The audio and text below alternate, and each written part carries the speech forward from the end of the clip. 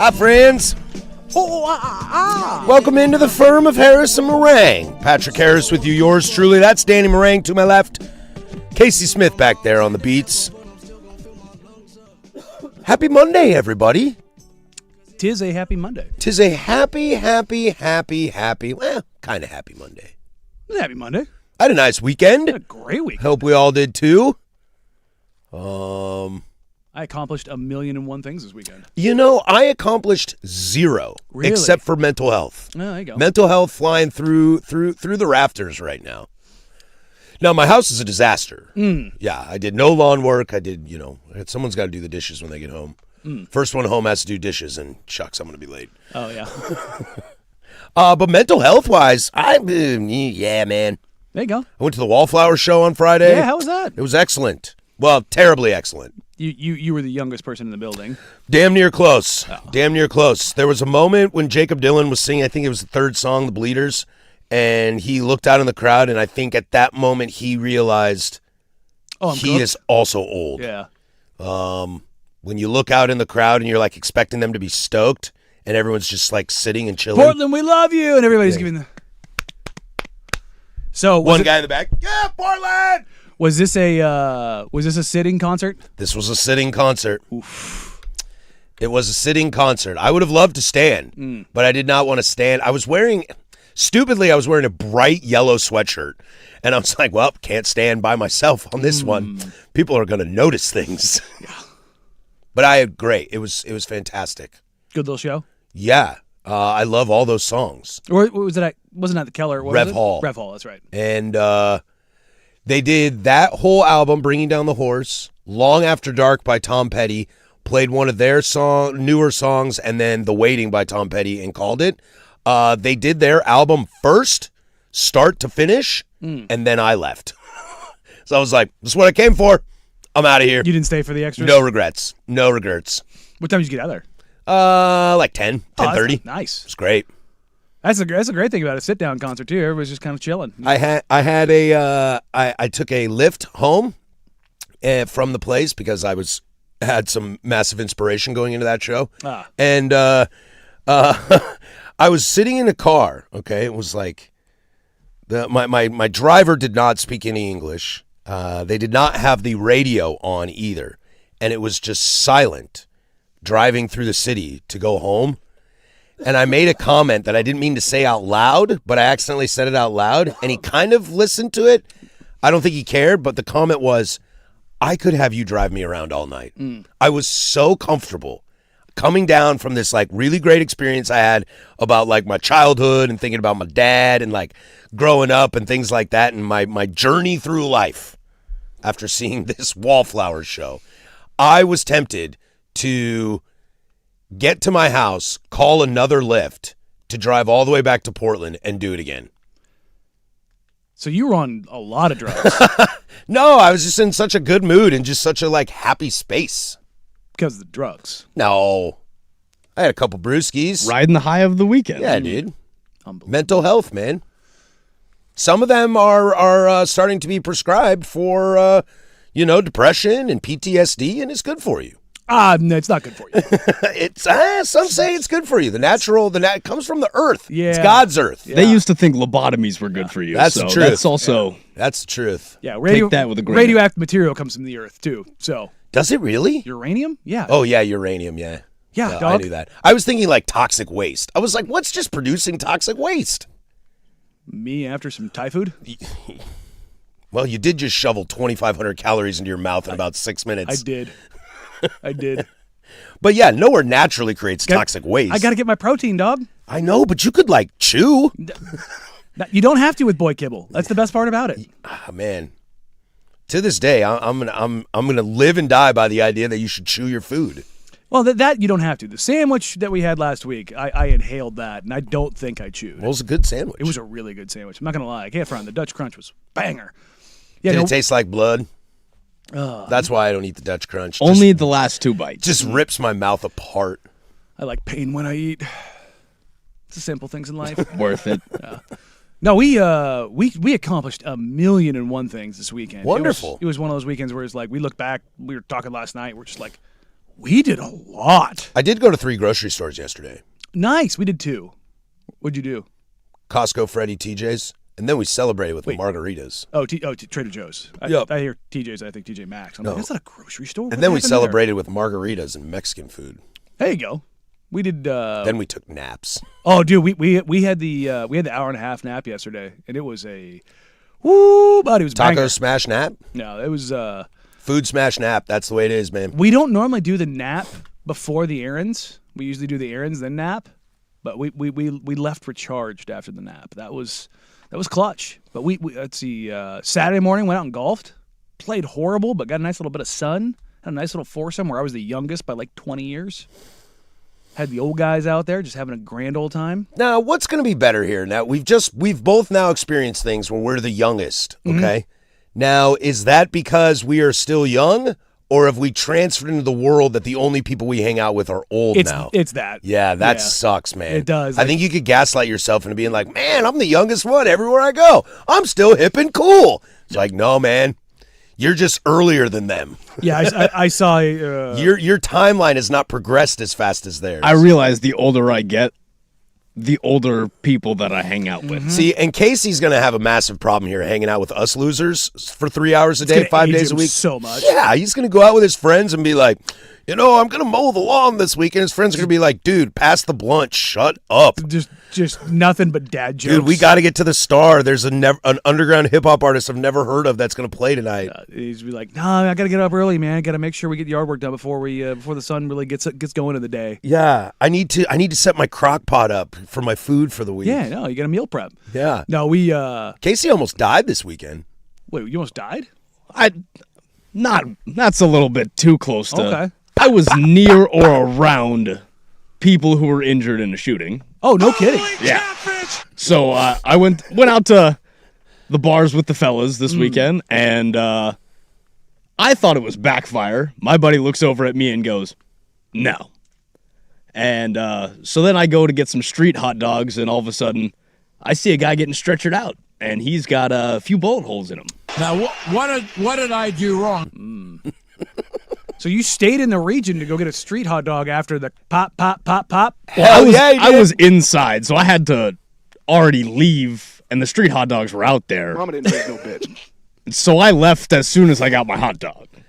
But when the glizzy comes calling, man, just got to go. He knew it was up. It was one of those moments where it was like, I should probably be a little more sober than I am for this situation. Wow. I should probably get a hot dog. Yeah, I guess a little something to soak that up. It's not a bad idea. See, to where I said to him, and this is where the old man is going to rub off on you, I would have gotten the hot dog for fear that it was my last meal, that I was going to get popped.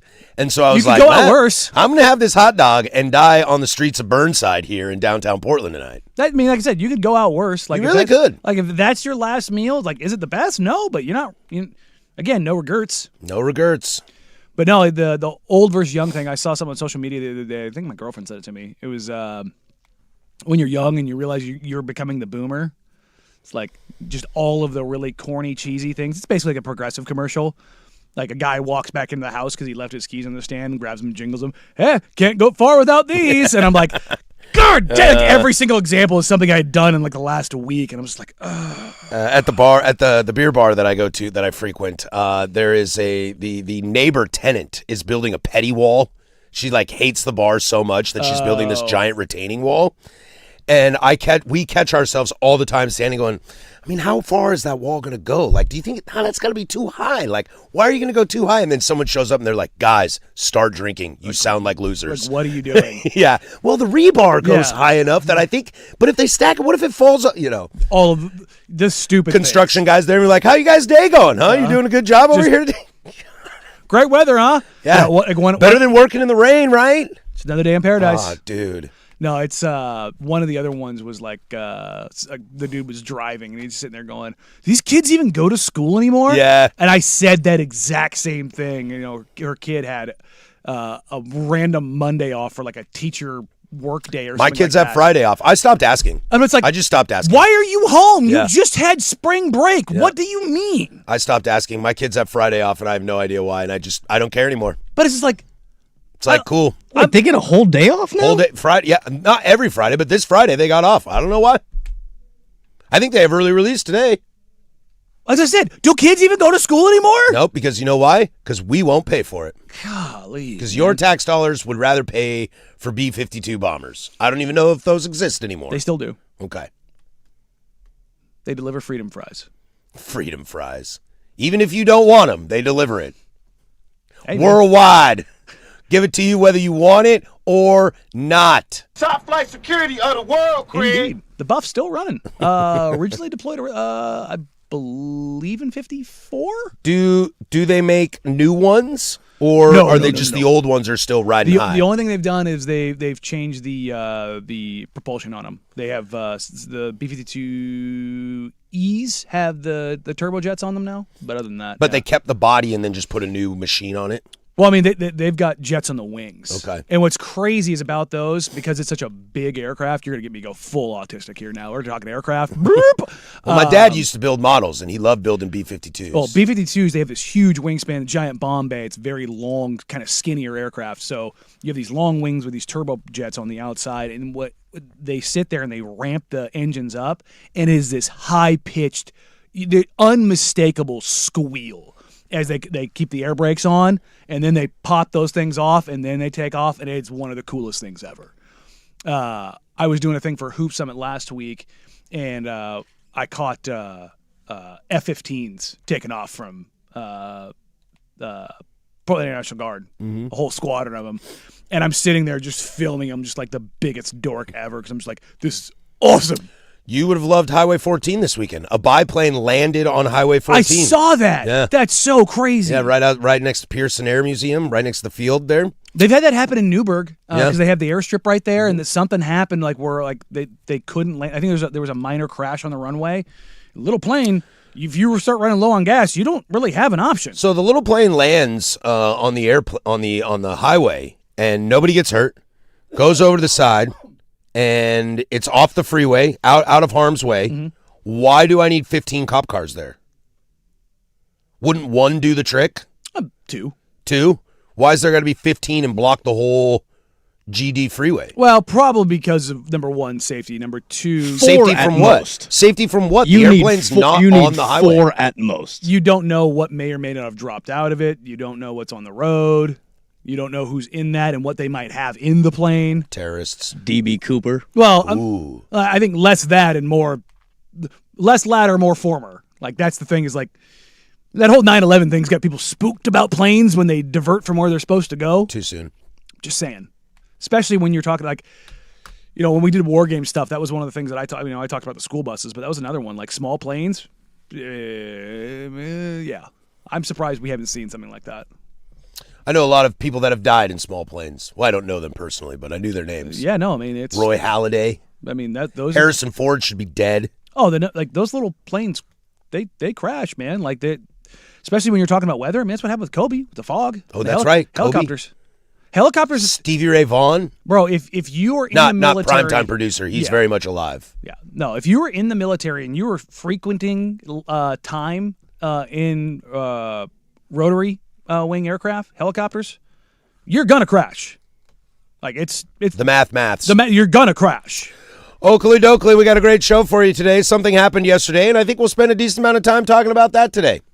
Lot of Sound that. all right? Yeah. All right, cool. But let's start here real quick. We kind of mentioned this, touched on this a second. Maybe it was before the show started.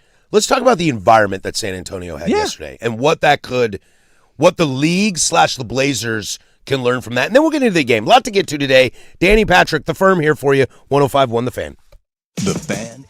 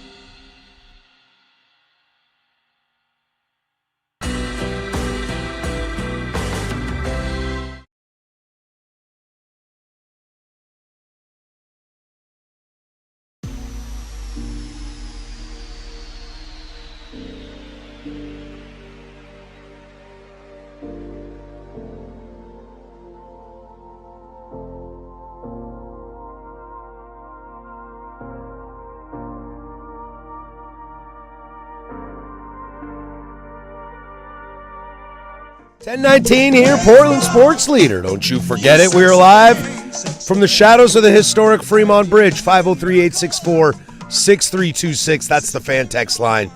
I'm sure you all have a lot of fun with that today as we talk Blazers, Spurs. You can also check us out on the YouTube. 1051 The Fan is the channel. Like, subscribe, jump on in the chat, be nice to each other and to us as well. There's plenty of time today to get into this basketball game that happened on Sunday, but I wanted to kind of start here, Danny. First off, I love that old school Spurs, like 80s color rush style. Amazing colorway, great job at the court, and then doing the t-shirts broken up in the crowd. Awesome. It looked really, really cool. And we were talking with Sprague a little bit on his way out. It's very soccer environment-y in there. They're yelling, oh, ho, ho, ho. It was a pretty cool environment to see last night. Spurs fan base has really gotten it going for the last couple of years, to be honest. It is still them and Oklahoma City are the two most piped-in noise arenas in the entire NBA. Oh, they pipe in? Oh, yeah.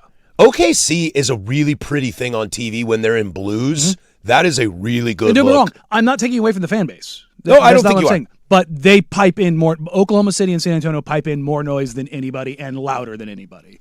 But their fan base is it is very real. Yeah, it was pretty cool to see that last night from them. I loved the like flag-ish colorways that went around. I thought it was a little rough that Peacock, who was their sideline reporter, she was in like the exact pink color, pink in that section. In that section, I was like, But a really cool environment and a really cool way to start off the playoffs, especially for a team, that doesn't really have experience. You heard last night on the broadcast, we talked about it going into the game last week, of 2 of the starting 10 had playoff experience, and Drew Holiday, who's got a lot, and De'Aaron Fox, who doesn't have a lot. To open your campaign as your first playoff appearance and see that must have been a cool sight. Wemby had some very interesting comments, too, when asked about Tim Duncan and David Robinson being there. That was kind of like, was that nervous? He was like, no, I felt safe. And it's like, that's a really cool thing. And as it pertains to the Blazers, those are the kind of things that you should be looking for. Look, we'll get into Tom Dunn being cheap and the T-shirt stuff later, but like that's kind of the whole aspect. Like having Timmy D and David Robinson right there, like clearly watching the game and talking to each other, that's a really cool sight to see. Number one, David Robinson can still whoop your ass. He looks good. I mean, that dude is still chiseled. How old is he? I think in his 50s. But he looks the same. Like facially, he doesn't look. Timmy D is aging, but he also grew his hair out and he's got the weird like braid dread thing. He's 60 and he looks like he's 35. Yeah, no, the Admiral. It's like that's a Naval Academy graduate. Spent 3 years away before he even came to the NBA. Great smile too. I love smiles. Oh, dude. I've met him a couple times. Oh yeah. Great dude. Gracious with his time. Oh, just always smile. Like it's not fake. Like he's just a good dude. How close are those two? Because those two didn't play together for a ton. Very close. But they're very close. David Robinson handed him the shield and said, "You're the guy." Well, I know that, but that's what I was curious. Like, do you know how? Because they only played together for what, 3 seasons, 4 seasons? 4, I think. Okay, it's the passing of the guard. That's what it was. And David Robinson didn't have the ego because Timmy D showed up and he was like, "Oh, he's him. He's him." So then the Admiral just hangs around and continues to mentor Tim Duncan as he becomes one of the top 10 greatest players of all time. Yes, but for a guy with that much ego. You have to have that much ego to get to the NBA. You do. Of course. And I don't mean that in a negative way, but for him to check that immediately because he recognized that Timmy was that guy, I think that did wonders for the Spurs organization. And I think that both those guys are already deferring to Wemby and being like, he's next. Yeah, Timmy, David, and Tony Parker. Oh, I didn't see Tony Parker. Oh, and Manu. Like all those guys. Oh, I didn't see those dudes. Those guys are all around all the time. And I think even bigger, it wasn't at the game. It was before the game. Did you see Pop? I did. I did see. Boy, Pop's looking old. I mean, he doesn't move around very well. But I saw stroke got him. Yeah, I saw that he was at a practice. Yeah. In like a white T-shirt and shorts, like he was about to go out there and coach. I liked that. I dug that. It was super dope to see that, but man, did it suck to see him like that. I know it is tough, but that's the culture, the history, the value that they have in that fan base, and I would love to see a page of that out of the Blazers. Now the Blazers don't have as much history, especially championship pedigree on that. Obviously, like our big championship guy, Bill Walton, R.I.P., he's no longer with us anymore. Have you ever been to a volcano? But, whether, and that's what makes the Netflix doc a little tough too, I think, is it'd be nice to have Sheed and Bonzi and Dame sitting at a game. Yeah. But it would most likely be more like B-Roy and LaMarcus Aldridge. Dame when he hangs it up. Yeah, but that's also something that Joe Cronin and the front office have been trying to do is repair and rebuild the alumni stuff. Like if Clyde Drexler was at Game 3 courtside, that'd be amazing. Don't see it happen. Well, I know, but that's what I mean. To have that, because sure, Duncan's a part of both, but having Duncan and Robinson together represents that kind of that first title, the late 90s of them. And then if you got Parker and Ginobili, that's round 2. That's the other era. Yeah. And then does he won't because he's a bitch, but if you have later on in life Kawhi sitting there, that's part of that's the end of that. But that's not going to happen because, well, they both hate each other. Yes. I just thought there was a lot of really cool things to see last night that the Finals league MVP winner.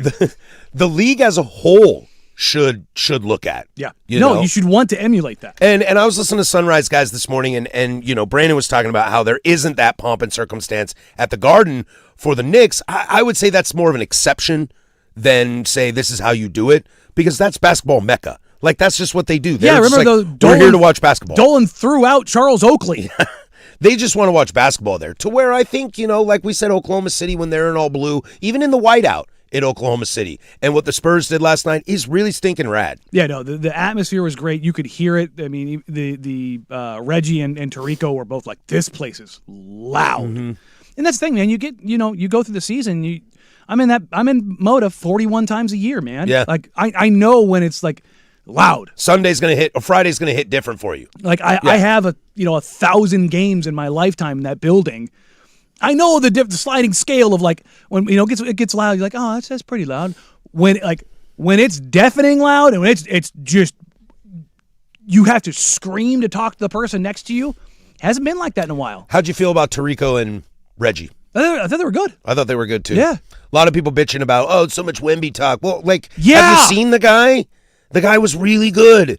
Do I wish they would have given Denny a little more love because he did something only LeBron James has done in their playoff debut? As good as Wemby was, boy, he hit some shots. The step back three was disgusting. Yeah. When the Blazers were making that run. And I get it. Get lost in that. But Denny had 30, 10, and 5 on high efficiency. Like,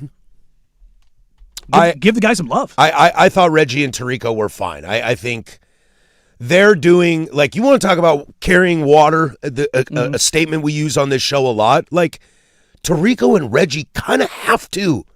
It's not like they're sucking up to the league, but no, they want everybody to watch that game and see the environment and focus on this future superstar in the NBA, if not already bona fide superstar. Like, there is part of that. Do I wish there was a little more basketball conversation? Sure.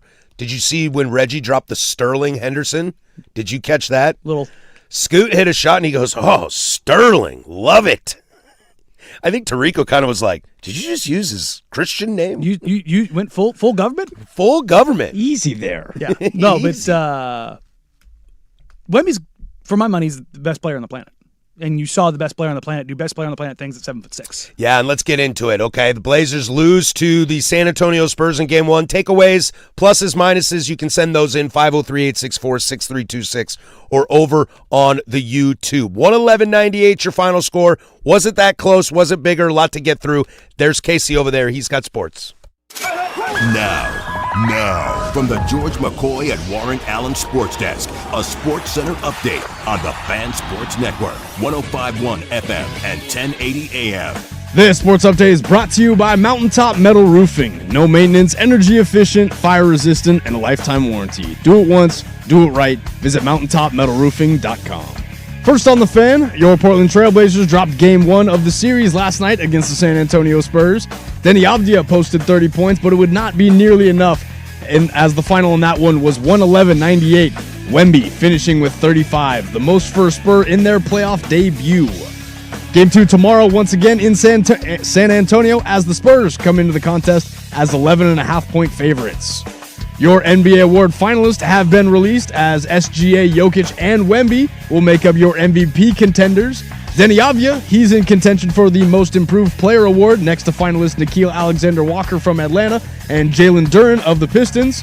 Winner of that award will be announced Friday, as later today we'll get the announcement for the Defensive Player of the Year coming up at 3. We are just 3 days away from the 2026 NFL Draft in Pittsburgh. Ahead of the draft, the Dallas Cowboys have locked up their All-Pro kicker Brandon Aubrey on a 4-year extension, averaging around $7 million per year with $20 million in guarantees, making Aubrey the highest-paid kicker in NFL history. And if you missed it over the weekend, your Portland Timbers dropped to 2-5-1 on the season after a 2-0 loss in Minnesota on Saturday.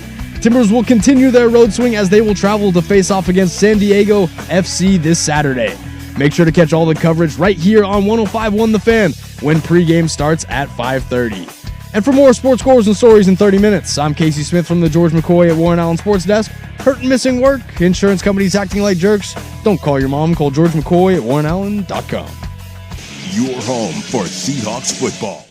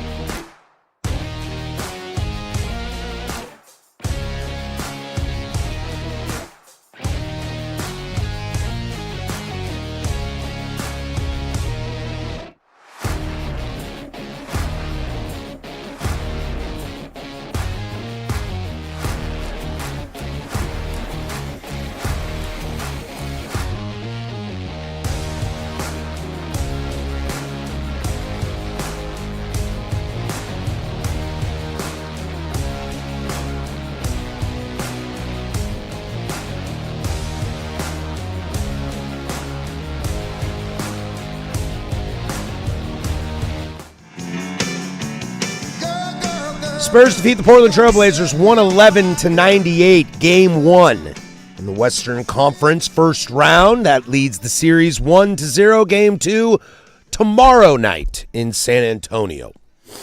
We kind of started talking about this, and maybe we should just start there with one Victor Wembanyama. 33 minutes, 35 points, 5 of 6 from downtown, 5 boards, 1 assist. Pretty good. That boy good. Kid's pretty good at basketball. The spin around he had driving in the lane, the highlight of the night, I would assume, outside of the dare I say logo Lillard territory 3 he shot. Wemby was pretty good last night, and what's really crazy, and I would say this goes for him and for his entire team, I didn't think the Spurs were that great last night. I felt that there was a little bit of playoff, hey, this is a little different than we thought. They are just a more talented team. And I think Wemby set the pace for them and got them into it. You finally saw Castle start to get into a little bit of a rhythm. De'Aaron Fox clearly had the veteran leadership there. But Devin Vassell was, dare I say, as important as Victor Wembanyama last night. He was very, very good. No, we were talking about Vassell, Champagny, and a couple other guys for them as far as shooters go. If Keldon Johnson can knock down threes, that also becomes terrifying because he's a subpar guy. But Vassell and Champagny are their 2 volume, high-efficiency three-point shooters. They're both 38%. And if those guys are able to do that, that's going to be huge for them because Fox and Castle aren't guys that you really you kind of want to bait them into threes, especially Fox because he's so fast. And if he gets in the paint, collapses your defense, and then you're worried about Vassell on the other side. You're worried about Harrison Barnes. You're worried about Wemby running down the backside, which, the lob to him that it didn't go in ended up being one of the filthiest misses I've ever seen. But I thought the Blazers actually played pretty damn well for the most part. This isn't well, they almost got him. It's like they shot like crap. The Blazers shot like crap, and if they don't shoot like crap, they're in this game. Well, I think that's was San Antonio's game plan the whole way. Yeah, play the paint and force them to shoot threes because the Blazers aren't a great three-point shooting team. One thing they did do that I really liked, kind of looking back, is they generated 14 corner threes. 14 corner threes. And made like 2 of them. No, they were 6 of 14. Oh, okay. That's where they hit. They're above the break threes, out of the corners. They were like 4 of 23, I think is what it ended up being. But I think when you look at the Blazers going forward in roster construction and stuff, that's what the Blazers are really lacking. And I think if they only had one of the best above the break 3-point shooters in their roster next season. Well, I just mean in the sense that I don't know if I can live in the world where, if they knock down some threes, that's better. It's like, well, that's the whole point is they're not knocking down these threes, and they don't do it consistently enough. Can they do it in a game consistently enough to sneak one? Sure, I think so. But it's also Denny's going to do Denny things, and then who else is going to step up? And that is never a consistent enough thing because Scoot was great last night. Some of his turnovers will still drive you crazy, but that might be the life you live with Scoot Henderson. I thought he was really, really fun last night. Energetic, great pace, made some shots. Sterling Henderson was a very, very fun player last night, but he's not that every single night. No. Jeremy Grant was a really, really rough participant in last night's basketball game, but he's not always that. No. And that's why I still sit here. And to your point, I don't think the Blazers played that poorly either. They're just not ready to beat a Spurs team. No, Jeremy, Drew, and Shea couldn't throw a rock in the ocean last night. No. That's really what it came down to. I thought there was some cool shade and off-ball stuff, but he couldn't shoot. And Drew, poor Drew. That was a rough night for him. Shooting-wise, 1 of 7 from 3 and 0 of 4 from Shaden. That was just like, oof. But Drew does Drew things. Drew still ends up with 11 assists. For sure. You still – one of the things I was kind of disappointed is probably too strong, but no, it's not. Donovan was not good. No. Donovan was not good. He seemed a little headlighty. Yeah. Wasn't bad as a rim protector. I thought they did pretty well there, but he was definitely muted on the boards, especially on the offensive glass. Only grabbed 1, 0 of 3 from 3. 2 of 4 on 2s, but I just you didn't feel his presence. I think that was that's the thing is like with Donovan that you expect to kind of have that. And the Blazers gave Wemby different looks, Drew spent time on him. Jeremy spent time on him. That's kind of what I expected to be the situation. Donovan spent a little bit of time on him. I saw Drew Holiday on him once. Gotta give him, you're throwing anything at the dude. I mean, the step back 3 that Wemby hit with Rob on him, was so filthy. Just gathers, right, left, cross, step back, fade. And Rob, who's 6'10", and incredibly athletic. I mean, the number of threes I've seen him block this year, he didn't have a snowball's chance in hell, of getting any. You can't contest Wemby if you don't get the ball as he's bringing it up to his chest. He'll just reach over you. I've seen him do it over Kevin Durant, who is one of the longest players I've ever seen. I've seen him do it at Chet Holmgren. There's when he gets all the way up there, there's nothing you can do with it. So you have to do your work before he gets on the catch, and then you've got to bother him before he gets that shot up, and that's going to be something the Blazers are going to have to figure out. And we talk about this a lot with Denny Avdia, who we'll get to in a moment. We talk about this with him. I thought Wemby left some meat on the bone last night. I thought he could have, as wild as that is to say, I thought he could have done more. I think that whole team could have done more. I think the Spurs will go back and think about that game and say, we played okay. I think we got the Blazers to do what we wanted them to do. Denny put 30 on us and it wasn't a problem. We can be better. Because Harper wasn't very good. That bench, let me read you these bench totals for points scoring off the bench. Harrison Barnes, 2 points. Kelly Olynyk, well, didn't really play. Keldon Johnson, 3 points. Mm-hmm. Carter Bryant couldn't get out of foul trouble. Luke Cornett had 10. Cornett had 10 and 6. And that's the thing is we talked about going into that game. You had to win those minutes, and Donovan needed to mash there. He did not. And in those minutes, Cornett got 10 points in like a 6-minute span of that game. And Dylan Harper wasn't very good last night. So you're going to tell me all these guys did not have very good nights last night. Stephon Castle, 4 of 13, 1 of 5 from downtown. De'Aaron Fox, 2 of 5 from downtown. All these guys didn't have a very good night, and you lost by 13? That's scary to me. Again, I don't think the Blazers as a whole were all that bad. I don't think it's going to get any easier is what I'm saying. I expect San Antonio to be a lot better tomorrow night. Yeah, but I also don't think Wemby's going to go 5 of 6 from 3. Fair, but I think he could have done a lot more in the paint if he wanted to. Well, that's the thing is Wemby still trying to figure out he's more perimeter oriented than he is interior oriented. That's the scary Yes, thing. once he figures out that you can just go bang some bodies down low, you'll be fine. Well, they also don't necessarily want him to bang too much because that wears him down. I mean, Wemby ended up playing just under 33 minutes. I think that's about the most you're going to ask of him. And in those minutes, they were +4. Where they got killed, those bench minutes you talked about. Dylan Harper was a +18. Luke Cornett in 14 minutes was a +9. You can't lose those minutes. You can't. And expect to win this game. Jeremy Grant was 19 minutes and a -25. He got murdered in those minutes. They could not hit anything. And the Spurs did a really good job of taking them out of transition. They did a really good job of keeping the Blazers. They beat the Blazers on the offensive glass. That can't happen. I'd like to read a lot of your thoughts. 503-864-6326 and over on the YouTube. Let's flip that on its head, though. There was a player who also had a great night last night, and that is Denny Avdia. Let's have that conversation. Avdia played better than Wemby last night? Stir the pot. 105.1 The Fan.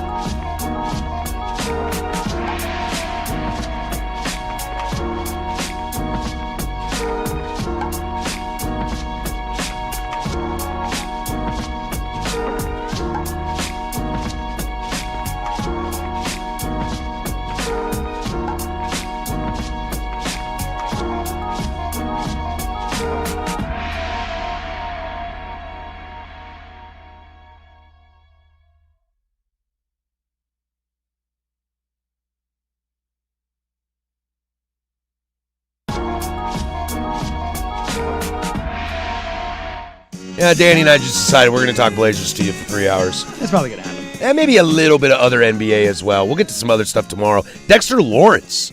That's a big trade. Yeah, who saw that one coming? Cincinnati? We'll see. We'll see how today goes. Playing a lot of it by ear today. Seat of our pants, as they say. We'll do it live. 503-864-6326. That's the fan text line, or you can jump over on the YouTube chat as well. I wanted to read some of your thoughts over here. And we'll get to this Tom Dundon thing, because the number one thing I learned from what you guys are saying right now on the text line and the YouTube is that everybody has more opinions right now about the ownership of the Portland Trailblazers than the GD basketball game that was played yesterday. And that is wild to me. That is insane to me. As a person who sat in this chair covering, quote-unquote, the Blazers for a full year for my first time, it is wild that we have all been dying for this playoff game, and you would rather talk about Tom Dundon.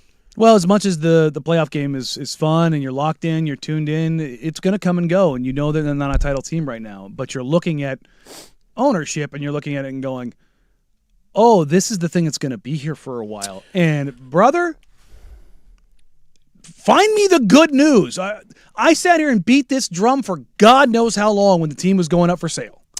It can always get worse. Be careful what you wish for. There is yet to be a positive spin story over the last 6 weeks of anybody going, yeah, I can get behind that. So buckle up. That's your 11 o'clock hour today. Let's switch this conversation over, but I did want to read some of your thoughts as well.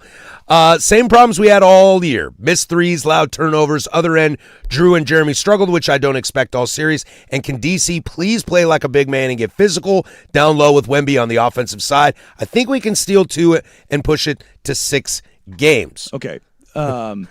You're not giving the ball to Donovan Clingan and telling him to post up Victor Wembanyama. No. You're not doing that to anybody. That's not a DC thing. That's a very bad idea. Jeremy Estebed looks checked out. His body language was a little strange last night, and we thought he'd get the start. I was very surprised to see Scoot as the starter. Now, in hindsight, that went very well, because Scoot played a very, very good game last night, and Jeremy was kind of rough. But I don't know if that had anything to do with it, or if it was just an off night and Jeremy knew it was an off night. Tough to say. Yeah, That's a pro, so I'm going to give him it. the benefit of the doubt, but the body language was kind of weird. I think the Denny box score was better than Wemby. Well, it was. 30, 10, and 5. Denny outplayed Wemby. The national media not ready for that conversation. I'll take 30, 10, and 5 is better than 35, 5. Denny was better. I think you can make that argument. Denny Avdia last night was pretty good. I was a little worried in the third quarter. He seemed pretty quiet. But what Denny did was when in the very beginning of the game, the first half of the game, this is what I saw. And this is what I was wondering. We talked last week. If Denny starts driving to the hoop and can't get into the lane, can he stop, pull up, and shoot? And he did in the first half. Yeah. He was very, very good at that. And then by the second half, he was able to start doing his Denny thing. Going downhill, right at the paint, taking the contact, and getting after it. I was very impressed with him in the first half for deciding to take those jumpers and hitting them. And that is the step. If he can take that step, oh boy, that is a great player. I just need to see him more consistent. But last night, he did that, and that's great. I'm happy about that. What do you mean you need to see it more consistently? He had 30, 10, and 5 against a defense that was... What I'm do talking you need to see from this guy? I'm talking the step back that it can't just be all downhill for me. I want more of what he did in the first half, and it was great, and I was impressed. 30, 10, and 5 on like 60% true shooting. I just told you I was impressed by it. But you're like, yeah, butting. Yeah, because it's normally like downhill at the hoop, and that's it. And what did he do? I know. I want to see more of that. This is what great players do. If they're going to take something away from you, number one, you don't let them. Number two, you have a counter. Like, that's what I'm saying. He used that counter last night, and I thought it was very, very good. But he's been doing that all season. He has sometimes, been. Yeah. No, he has been. Like, I think it was early December. He started going to that 4 to 10 foot pull up, and to be honest, that's one of the hardest shots to get to on Wemby because he's so quick. Right. He'll drop, but he can cover so much ground. He'll get out there and contest that. He'll block that. Denny had a drive and layup attempt. Wemby closed out on it so fast and so quickly, Denny had to let go of it. It hit the corner of the backboard at the very tip. It almost goes in, but this is when we talked about, like, I think it was on Friday, what Wemby does to NBA players. They force them to change angles and their thought process, their reactions are fully and totally changed because of his physical profile. I was sitting there watching the game with my girlfriend, and she's sitting there going, how big is that guy? Because they're doing the opening tip, and they say the 7'3" Donovan Clingan and 7'4" Victor Wembanyama. And I go, he's not an inch taller. He's not an inch taller. Did you see those suits they rocked? Wemby looked good. And oh, yeah, walking in? Yeah. Kelly Olynyk got them all the same suits. It's a good look.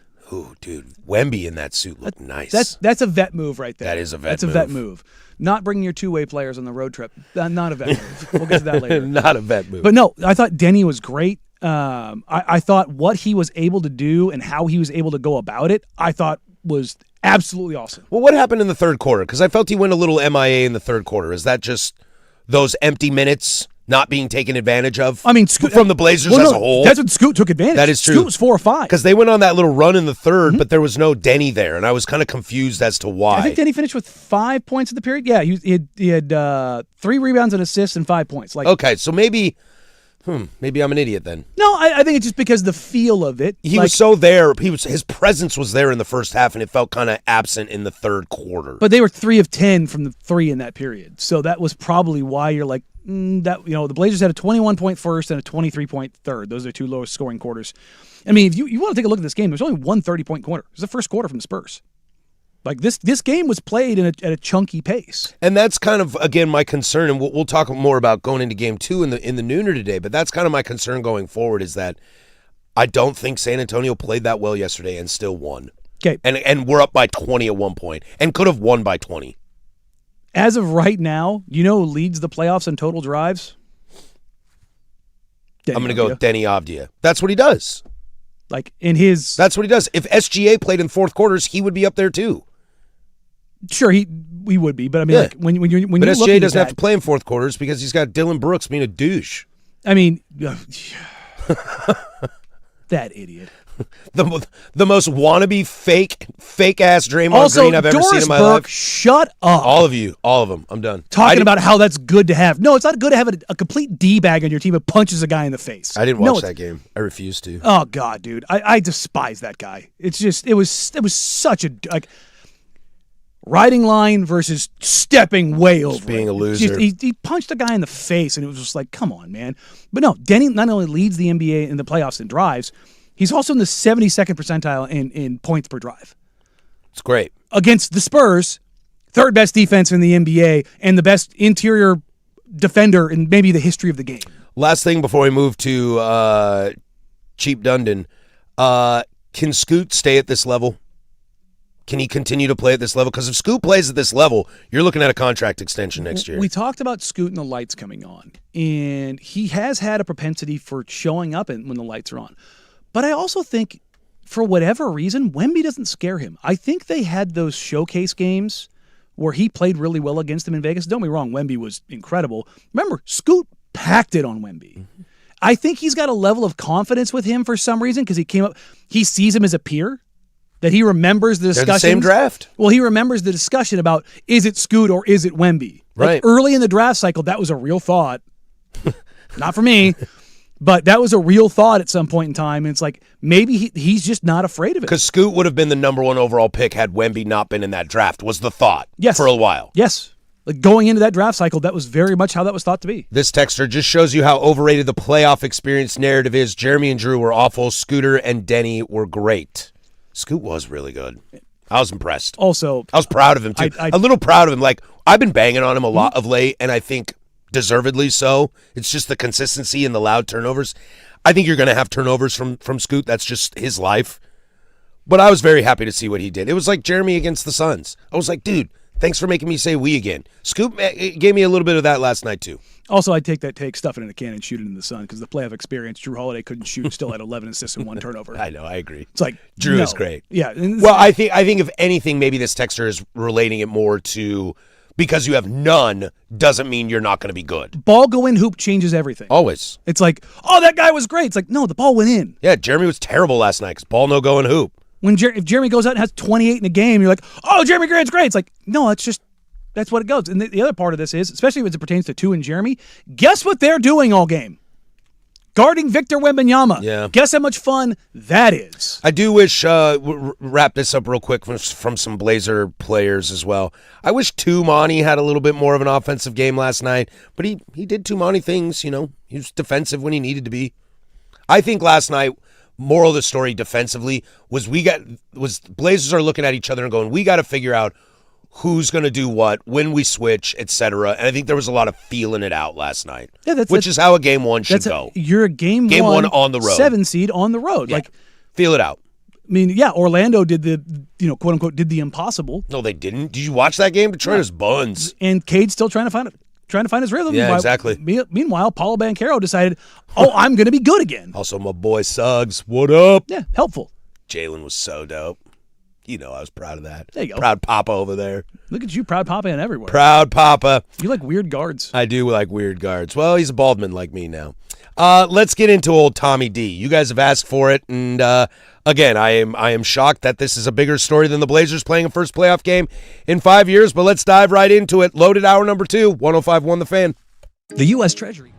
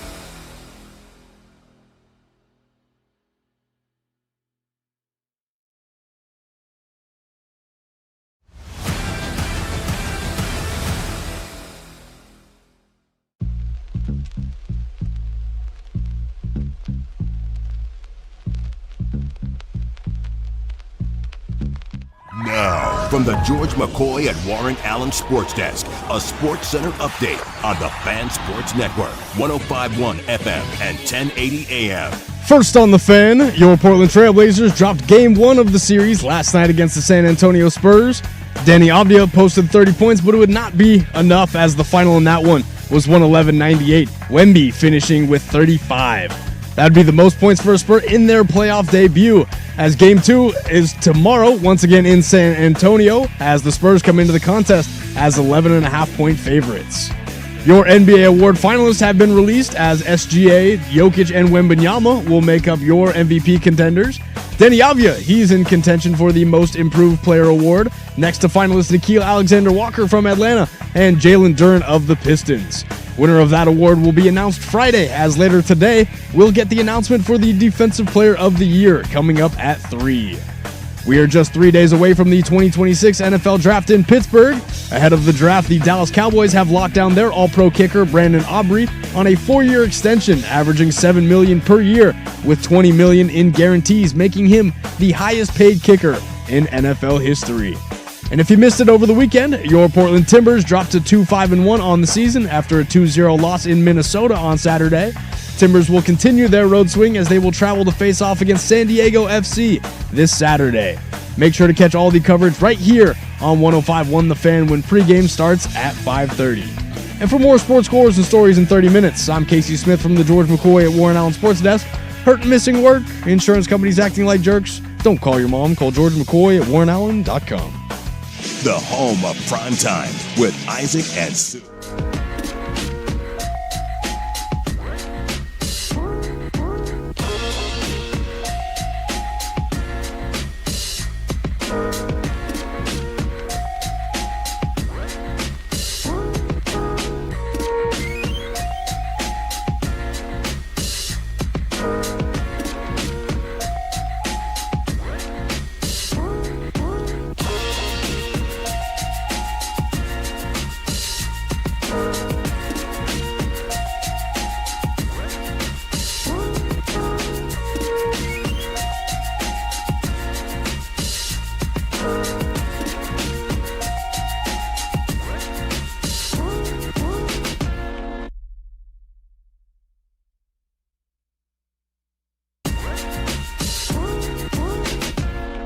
Hour number deuce here, the firm of Harris and Marang. If you missed any of the first hour, you can download that.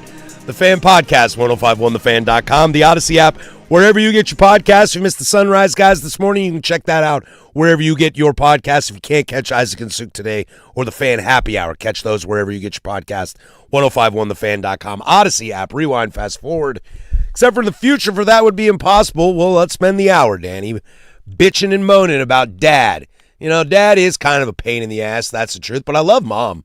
Mom's super nice. I think I saw a text or somebody said earlier, how many times can we roll out Mom in a PR disaster? Well, we're going to find out this week. Yeah, no, it's very much, kind of came up with this after the press conference when you had Shield Tile and Tom Dunn in the room at the same time. Like, oh, there's good cop, bad cop. There's Mom, there's Dad. Yep, you can see it. There's no doubt about what their roles are supposed to be. Hey, they did it right, though, because Shield does make me feel good every time he talks. Yeah. Tom Dundon's like, you know what, you're not getting dinner tonight. And then Shield Tile's like, well, you know, you have eaten a lot lately. And I'm like, dang, Mom, you are right. Shield makes me feel good. I can already tell I'm hook, line, sunk on Shield Tile. It's funny that you say that because I'm like, you're just hitting the bait. Yeah, I know. I'm the guy. You're the catfish just getting hit. You're just hitting that power bait every single time. Yeah. Nom, nom, nom, nom, nom. Yeah, if I were a fish, I would be dead. Yeah. Without a doubt. I don't circle the bait. Quickly. Oh, I wouldn't even circle the bait. No, I'd be like, ooh, right there. Yeah. You're nom, nom, nom. You get hooked and you just go through the hole of the ice fish and you're just like, oh, God. That's the hand in a hole type fishing right there. Vertical ascension. Yeah, you're just noodling that one. Doesn't have a huge load either. That was a misfire. Oops. That was a misfire. Is that what they say when they pull you out? That was a misfire. So let's keep it up. Okay, so we've got what's the list? Okay, the list is no T-shirts, two-way players don't travel, early hotel checkout, no scouts at the other series, and lowballing coaches. Cheap.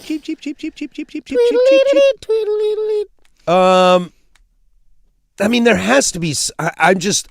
I can't fathom that somebody who has made this much money, who also owns another professional team, doesn't have some sort of plan that justifies a lot of this. Well, you might have a plan. Otherwise, it feels like a 21 run. Like you're on your 21 run and you've been handed $2,000 to go downtown Vancouver, Washington, with $2,000 and 10 of your best friends. Mm-hmm. And you're just like, screw it, let's go!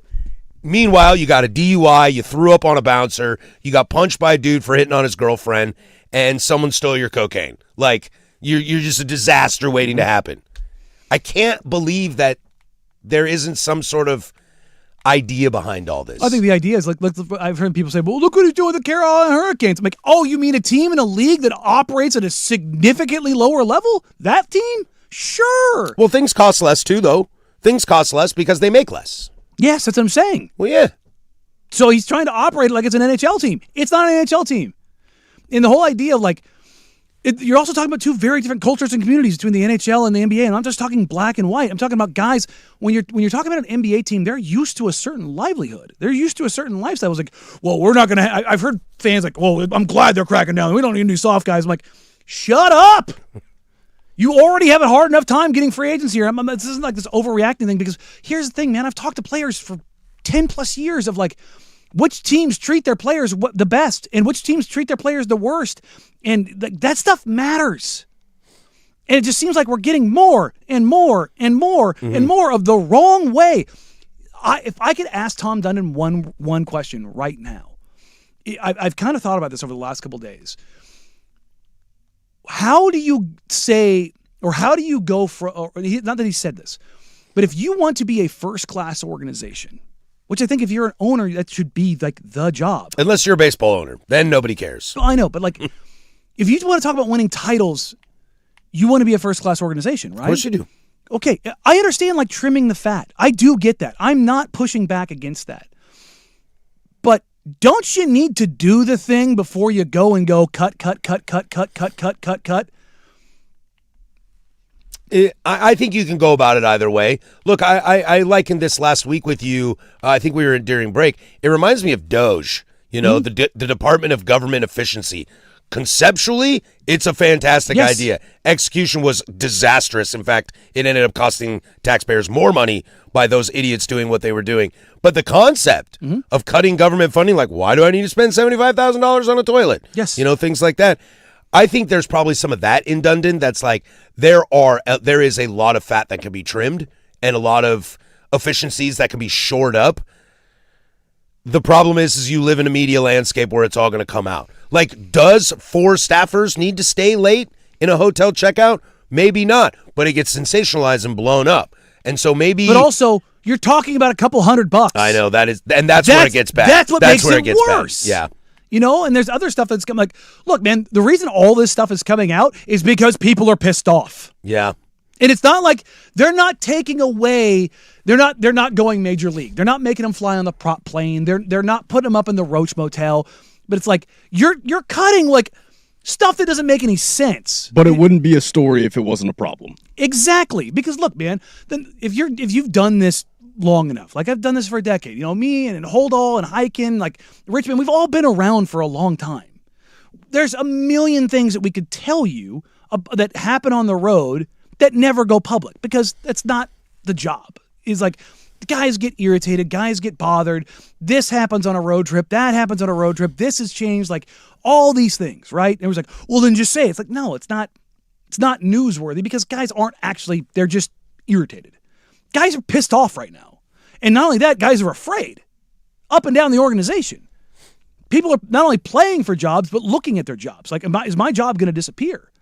And so people are like, no, screw this. I got no loyalty to this guy. He's already said he's looking to replace me. It's a toxic culture. And I'm not against like getting more efficiencies and being leaner and all those things. But it's like under Neil Olshey, they didn't have an international scout on staff. Their scouting staff in general was smaller. Their video staff was smaller. Everything was smaller because number one, he was arrogant. He was like, I don't need that. I've talked to other people who worked for him who were like, I couldn't wipe my own butt without his permission. Right? So that's a problem when you talk about getting lean and consolidating power and all those kind of things. When you have a little bit more diversity of thought in the room, I think it's better. Now, so ultimately, it's going to fall on Joe Cronin or whoever the GM is on the basketball decisions, Dwayne Hankins on the business decisions. But having people in there who know what they're doing, all the talk about, like Mike Schmitz, like all the work that he does on the draft side. Like, you're going to tell me you're going to like cut down the AGM spots and you're going to get rid of Mike and you're going to get rid of Sergey and you're only going to have one AGM? Like, that just sounds weird. Like, everyone's like, well, let's just wait and see. Let's just wait and see. Like, I'm waiting and seeing, but also everything that I heard behind the scenes for months is coming to fruition. That he is wildly cheap. Give me a reason to not say you're not cheap. Can I pause for a moment and say, if we continue to freak out about this instead of letting some things play out and see what the inevitable recourses of it all, that we're just sensationalizing it, making it worse? Then change like, you can be concerned, totally. But if we're screaming from the heavens and this is the story that people would rather talk about than a game, that borders to me a little bit like, let's pump the brakes on freaking out right now. Because we don't know the answer yet. You're already seeing it. I know, but like, if it talks like a duck, it walks like a duck, and it quacks like a duck, when everyone around the league is talking about it, it's not just local. Nobody is going to take the Blazer job for $1 million. No. So what if it's Tiago and gets four? Yeah, I heard Sprague say that. Cool. I'll believe that when I see it, when he spends 400% more than he was going to. But that's the going rate of a coach in the NBA. Okay. I am more inclined to believe that they will get some 26-year-old assistant coach on some college staff than they are to pay $4 million for a head coach. Sick. But what's his NIL? Is he good with recruiting? Yeah, exactly. and then it's like, he built Iowa State. But let's see what he can do. Let's see what he can do. And it's like, bro, that's the thing is there's arrogance behind this. I know better. In the world of the NHL, you know what you can't do? You can't throw on skates as an owner and stick and go, let me show you how to do this. Oh, but I saw Dundon shooting hoops the other day. That's exactly it. I did. You know what you can do with I would too. You know what you can do with a basketball or a soccer ball? Kick it around. You can just pick them up and go, and you can think you know everything about it and everything about the culture and everything about the landscape. And that's what scares me about this stuff. 503-864-6326 is the fan text line, also over on the YouTubes. Your level of fear, your level of concern, and do T-shirts really, really matter. We'll keep this conversation rolling because I want to know, I want to know the future repercussions of this and what this can do long term, but also in some comparison to other organizations as well. That's Danny. I'm Patrick. 105.1 The Fan. Hide the money, y'all. There's poor people around.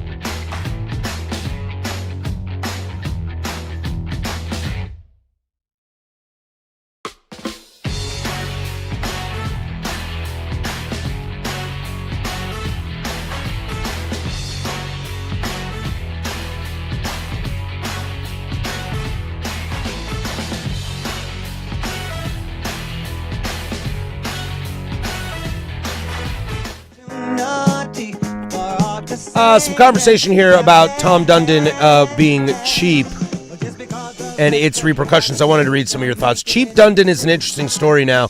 It goes away if we win. It becomes bigger if we don't. This is our noted Chiefs fan. Chiefs ownership notoriously cheap. And what do we talk about? Hard bar to set for Dundon right now off the bat, especially with the cheap coaching hire reports during a playoff run. But I do think that there is some of that as well, as that winning does solve a lot of that. We talked about the players' reports in the NFL about Pittsburgh and Kansas City being crappy places to play, but those are storied franchises that are normally competing every year. So there is some of that. That winning would change a lot of that.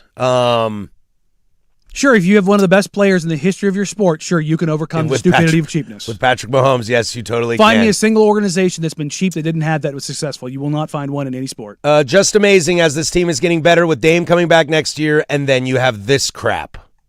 This is a huge problem. We're 6 months away from missing Jody. You're about to be a joke in the league. Danny's overreacting. I agree with you. Let's play things out a little and see what happens. If the new owner wants to win both at Biz and games, he'll figure things out. And that's all. It's not that I'm on Dundon's side or sticking up for him. I guess the aesthetic looks really, really bad. There's no doubt about that. What has transpired? No scouts to the other series. Two-way players not coming. Getting out of hotels. Yeah, it looks bad. I agree. It's very cheap. It's very cheap. Oh, we saved $2,000 on this scout's airfare and hotel. Why? But if Karl Anthony Towns comes into town next year, then I'm going to be like, oh, we'll see how that goes. Walks like a duck, quacks like a duck. I get you. said it pretty I get you. Look, I'm not pro Tom Dundon. I want to make sure everybody's sitting here saying, well, let's see if he spends on players. They already have. They're $2 million, $2.5 million, $3 million away from the luxury tax. They're already spending on players. Who's up for free agency? Two's already re-signed.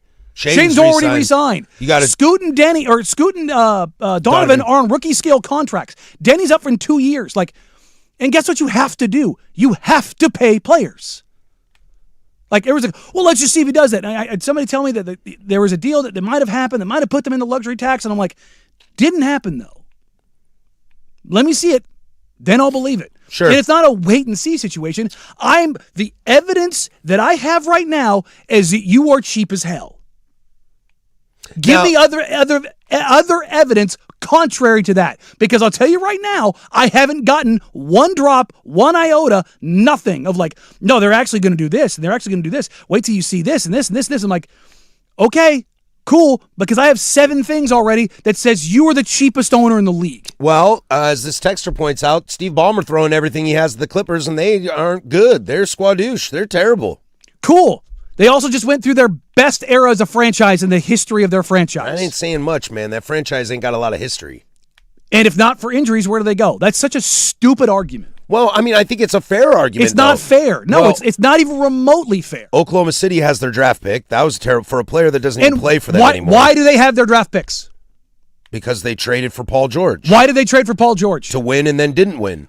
No. You don't get to have it both ways. Do you want your team to go all in and spend money and pursue a championship? Well, yeah, I think this did you get Kawhi Leonard and Paul George out of it? I think this person is just saying that you can still go all in and not win. Yes, which is a fact. That can happen in anywhere. But find me the place where you don't go all in and win. Oh, yeah, fair. Paging Giannis. Have him. You want him? Have him. That's my point. That's the whole well, they did this, it didn't work out. It doesn't work out for every other team in the league but one every single year. I keep hearing the Oklahoma City Thunder, Clay Bennett's only worth $500 million. The rest of their ownership group is worth $60 billion.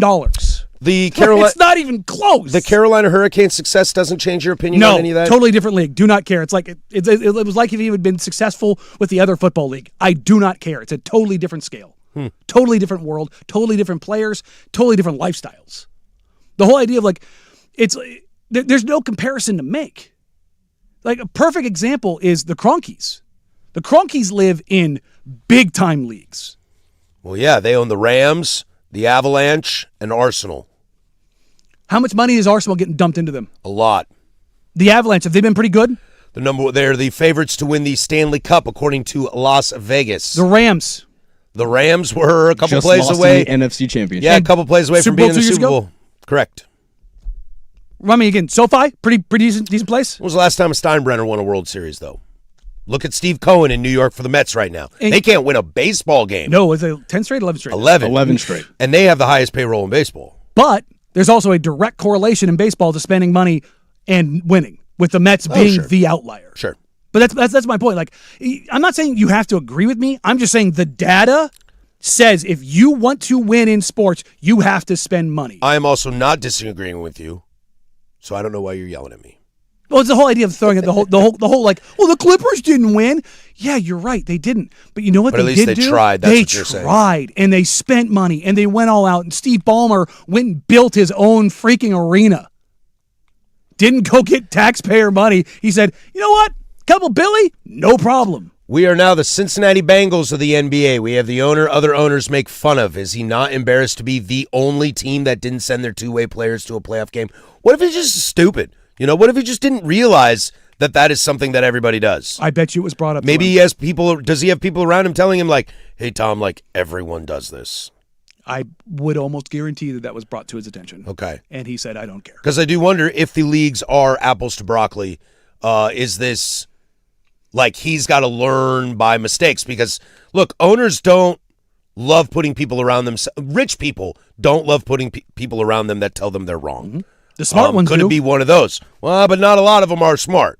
I mean, obviously they're smart. They became billionaires, or they got lucky. But this comes back to the number one thing that when the team went up for sale, my number one attribute of ownership: have more money than God.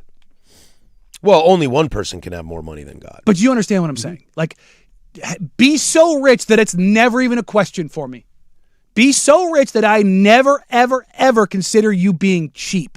Because if you're an owner in one of the big four and you're cheap, find me an organization that has a sterling reputation.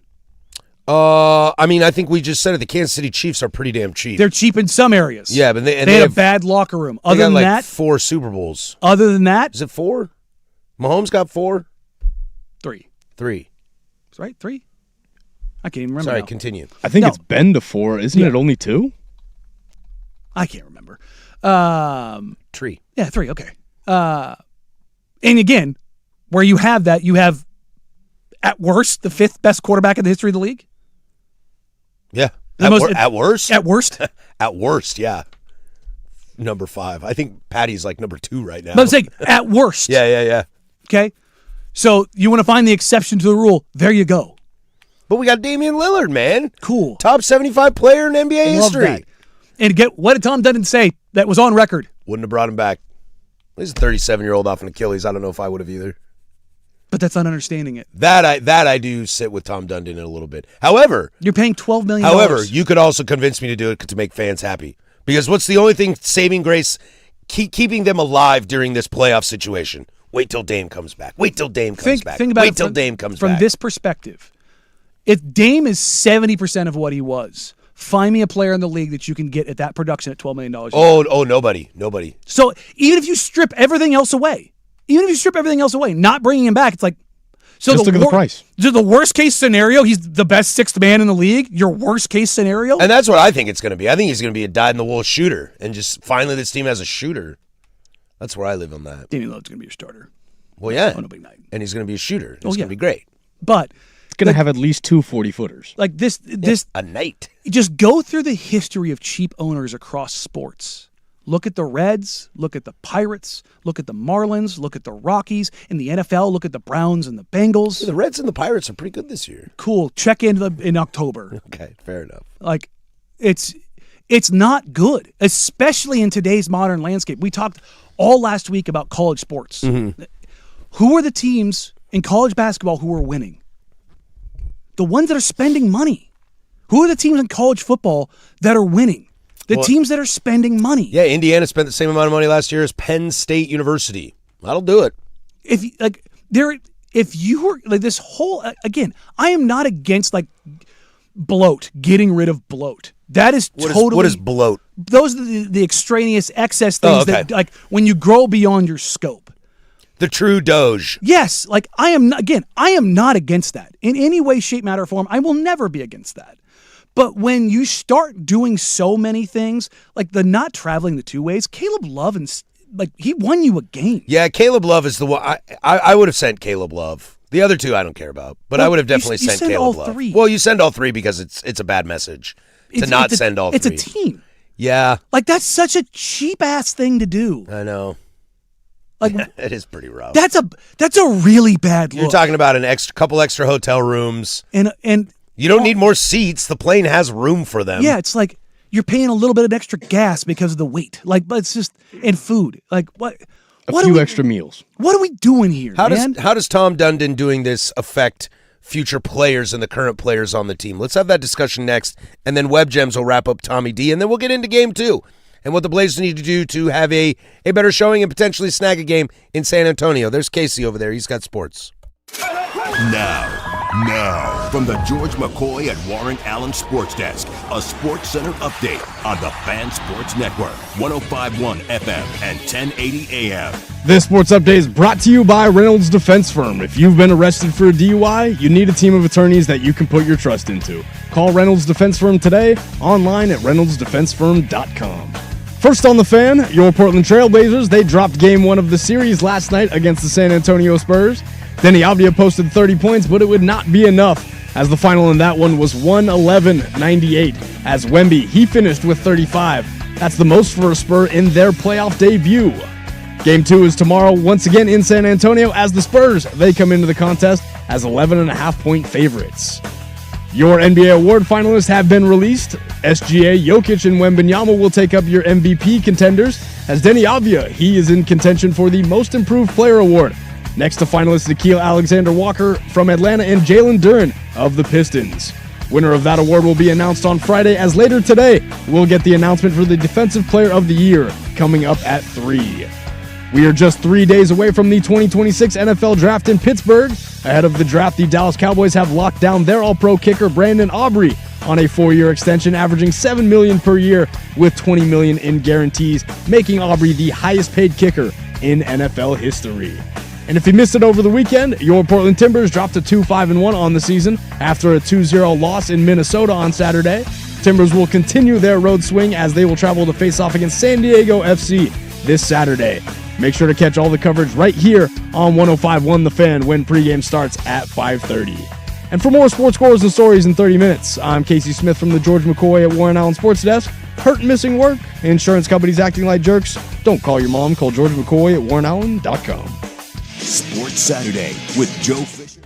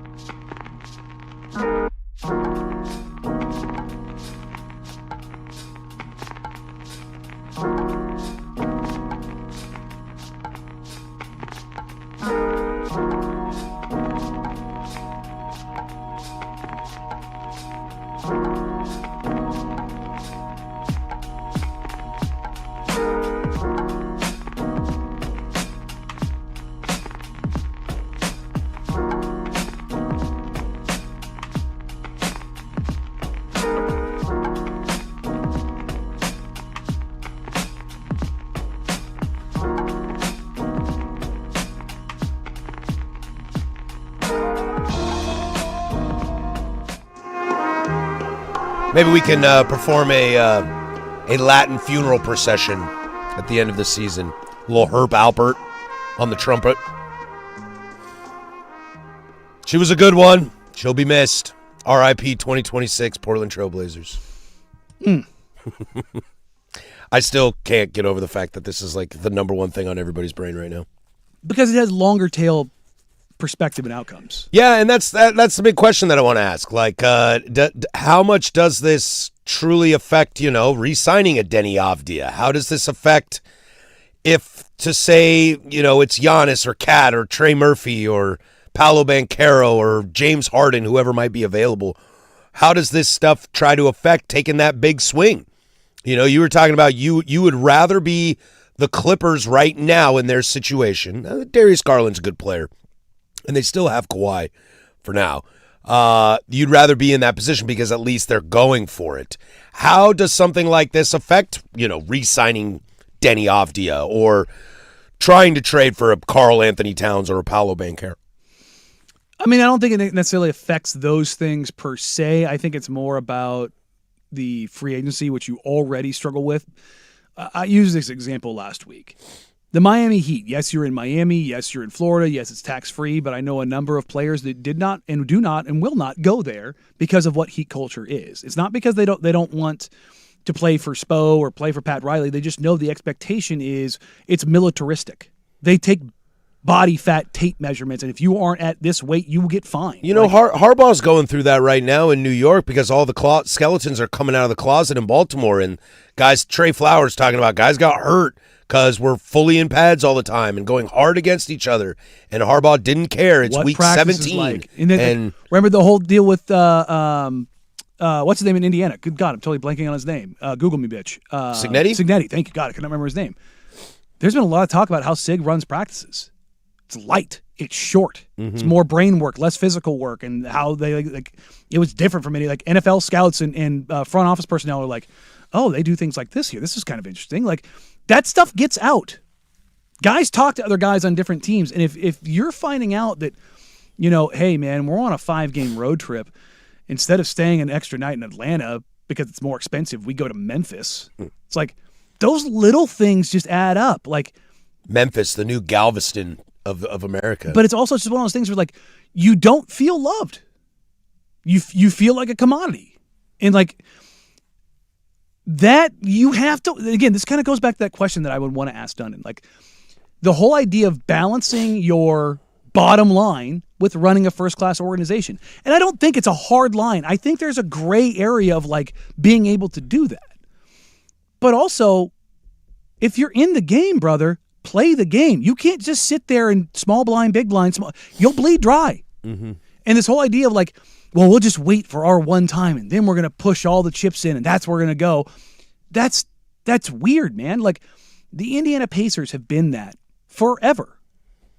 You want to talk about an organization that doesn't spend a lot of money outside of this year when they tank, they don't tank. They don't ever have a high draft pick. Pacers. They're always just there as like a fun, good team. But outside of last year, they have not had a real title shot outside of a Reggie year.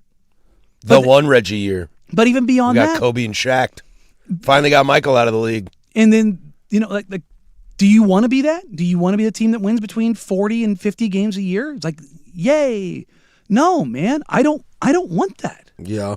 Like the whole point of like everybody's screaming about Jody Allen and Burt Cole, and like I said this to you in the break. The reason why I didn't beat up Jody and Burt, even for the things that I didn't like, is because things were taken care of. The thing that I tried to tell everyone, they spend money. What if the money is not spent but the team wins? Does that wash it away from you? Find me the correlation where that exists. Can I not say the Carolina Hurricanes? No, it's a different sport. Where nobody spends. Well, they have a salary cap. They spend as much as they can, but they only bring in so much. Do you think the Carolina Hurricanes are out there flying first class in the top hotels and spending extra days in hotels and eating the best food? No. But if the team starts winning, none of this just goes away? No. It can't just go away? I don't think they're just going to start winning if you're not putting the money into things. I find me where that exists in the league. It doesn't happen. The Pelicans are run like a poor man's mom and pop shop. People say, look, They play like a poor man's mom and pop shop, too. like people are like, well, the Lakers were kind of run like that. Yeah, they also had a $150 million a year TV contract with Spectrum Sports. The Carolina Hurricanes spend the 7th most money in the NHL this year. Okay. Behind Chicago How 1, much money Detroit they 2, spend? Anaheim 3, Calgary 4, Columbus 5, Pittsburgh 6, 7, Carolina. How much money they spend? 8.3 What? is their cap space. Wait a sec. I don't understand what I'm looking at here. They spent 80. Oh, I don't know. I don't know. But they, according to the NHL team salary cap tracker, they are 7th overall. Their average team age is 29. Okay, what's their total spend on the roster? Total cap allocations? Yeah. $87 million. Cool. Cleveland Cavaliers are $230 million. Well, that's because, but you got to understand that though, Danny, that you can't spend $200 million in But the that's NHL my because they point. don't let you. Even beyond that, he can't. Well, I don't know if that's a good argument. How is it not? He can't. That's why they had to bring in the Churn family. He's not worth that. He doesn't have the cash flow to do that. Understood, but there's still operating costs and there's still profits to be made in Sure, but if your operating costs are a third on salary, but that's because your intake is also a third. It's like they don't spend as much money in the NHL because they don't make as much money. yes, and so the whole idea, but it's still percentages. It's still percentages of. don't matter when the cost is the cost. But okay. Here's what I'm trying to tell you. The percentages do matter because while the NBA costs more money to run, they also bring in more money. Do you think it's a direct correlation? Yes. You think the percentage is the same? Probably around there, yeah. Okay. Of teams that win in the NHL, probably spend around the same amount percentage that teams win in the NBA. Okay. It's just a smaller number because their league generates smaller revenue. Do you think that they're being treated the same? To an extent, I think think so? I think there are standards in the NHL. They might not be staying at the best hotel because they don't make as much money as the NBA, but there's probably a line of demarcation of what a nice place is for an NHL spot and what a non-nice place. Working in the Timbers world right now in the MLS, talking with guys, they tell me about they stay in certain nice places from some weekends and certain other not so nice places. So there's still that line of, is this the best hotel in Houston we're going to stay out, or is it the second best hotel? And in hockey, the standard might be the second best hotel. Okay. That's where percentages still exist. So the Blazers have Rod Brindamore, who's going to come in and coach them for significantly less money than he would make anywhere else and not have to worry about him going anywhere else, all because he's a franchise legend. They're going to have that same thing happen to them? No, they're not going to have that. Everything that the Hurricanes have built in right now is dumb luck. It's dumb luck. Fair. I can understand. Praying and hoping that he stumbles into dumb luck is not a successful path to go down. I'm also, again, I have to preface this for you on the text line as well. Like, I'm not sticking up for Tom Dundon here. I'm just trying to get the whole story. I'm just trying to figure it out. I struggle to believe that a man who gets to a point where he can own 2 professional franchises is an idiot. And it might play out. It might be correct. As a point of reference here, they bought 80.1% of the team, and there's 19.9% that still needs to be purchased by 2028 because they didn't have enough money to do it. That should tell you everything you need to know. But I still don't understand the not having enough money to do it. If you didn't have enough money to do it, you wouldn't own the team. Yes, you would, because you would buy 80% and then hope you can find another investor between now and the next 2 years. What did Tom Dundon say at the press conference? I wasn't looking for a team. They called me and told me one was for sale. That's a weird statement. Yeah. Why would they call you? Why would they want a cheap owner? You know what owners love? Another cheap owner. Because if somebody's cheaper than you, you're not the cheap guy in the league. It's all collusion by other NBA owners. Guess what they got out of it? Let's get a loser in here. They got a $4.25 billion valuation, and it went up. Did you just invite the ugly girl to the party to make sure that everyone makes fun of her and not you? Yeah. That's savage, dude. If you don't think that they're looking at that like that, hey, we got a new owner in here who's going to be cheap and is not going to be a threat to us. He's not going to ruffle any feathers. Paul Allen, when he was alive, guess who sat at the head of the table in the NBA? Paul Allen. Paul Allen. Well, because he's rich. Ding, ding, ding, ding, ding, ding, ding, ding. And he brought all those titles to Blazers by being rich and all those super high-end free agents and all that going all in, it's going to hurt, right? Isn't that what he did? No, he made them competitive and relevant and had legitimate title ways. What if Tommy D does that? What is this like? How can you sit here? No, how can you sit here and say anything positive right now when he's done nothing but generate negative PR? Because I don't know. I agree. It's massively negative PR. That's terrible. That's what I'm saying. Look, I told you in the break. If Tom Dundon comes out and finds a way and just finds this path that nobody else can see, he is the soothsayer of soothsayers, and he puts his nuts on the table and says, how about it now? I'll be the first one to say, you know what, Uncle Tommy? Good job, brother. I had you all wrong. Dad's cool again. But again, Dad stopped beating me and took me to sporting events now. Find me the owner in sports that comes out in any of the major four sports that comes out as cheap that changes their tune. Well, let's have some fun with how cheap Tom Dundon is. Do you like Chuck Norris jokes? Let's do it. These are like Chuck Norris jokes. The old Rip City Reddit page had a fun time with old Tommy D this weekend. I know it's not everybody's favorite place to be, but I live in that world. We'll go over some of those. Web Gems is next. 105.1 The Fan. The new home.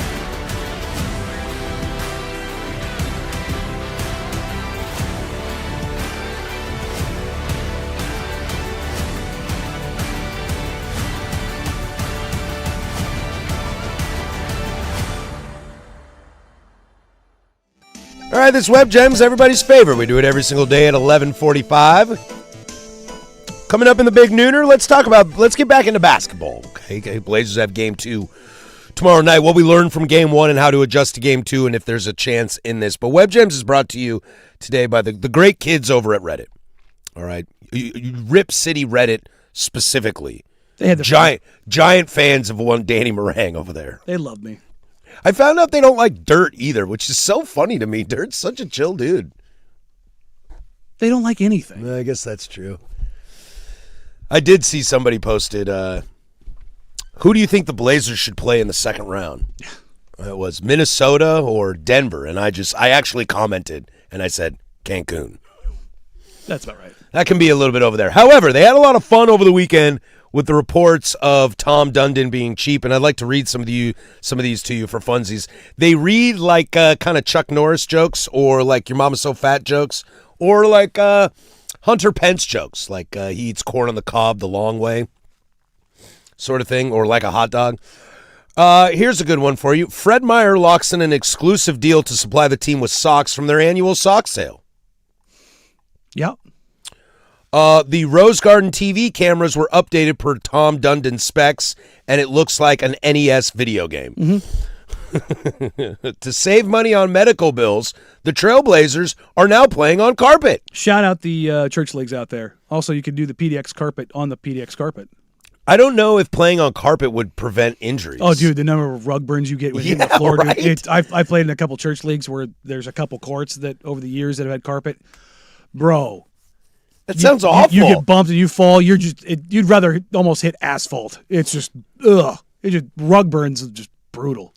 Future Blazer home court games will be played on public outdoor courts instead of the newly renovated Moda Center. Hey, the Knicks out at Rucker and the Blazers out at Delta Park. We can't do Delta, dude. Oh, no, that's real cheap.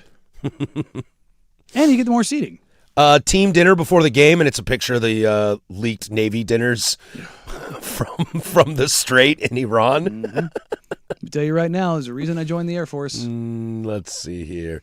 Breaking news, Rip City Rising Ownership Group announces that the Blazers will be using the old team bus for travel in this year's NBA playoffs. Oh, yeah, baby. Oh, Rust Bucket. It's pretty great, man. Rip City Rising Ownership Group announces that the playoffs will be broadcast in black and white to save money on color. Ooh, there you go. I like that one. The tag that I've seen that I think has been the best was instead of Rip City Runs Deep, it's Rip City Runs Cheap. That's pretty good. I was like, that's good. And then my favorite one of all, breaking news, the Rip City Rising Ownership Group has announced that the team will be playing without hoop nets next season as part of cost-cutting measures. Nah, you just go chain. That way you never have to buy any new ones. You're going to lose fingers, but screw it. Dude, chains would be so dope. It sounds amazing. It really does. Nothing better than hearing a chain net in the summertime Yeah. on just a perfect shot. Oh, God, it's so good. Yeah. Look. It got to a point, dude. Like, I there's probably some in here that I've missed. It got to a point where people started posting, like, guys, knock it off. Why? Because I want to feel good about my crappy situation. No. Hey man, I just spent the last 20 minutes doing that myself. I have beat this city over the head for 14 years about them settling for just stupid things. I like to feel good. I want to win, dog. I also wonder, though, if Tom Dundon has part of that, too. Like, I don't care about your feelings. I don't care that you want T-shirts at games. I'm not doing it because it's not worth my money. I don't think it's that either. See, I think some of that T-shirt thing is like, I want a T-shirt. I go to games, so I get T-shirts. It's like, I don't care about a T-shirt. You know what would be rad? You know what would be really cool on Friday? Is a win. If the Blazers win on Friday, ain't nobody give a D about T-shirts. You know what everybody will say if they didn't do anything?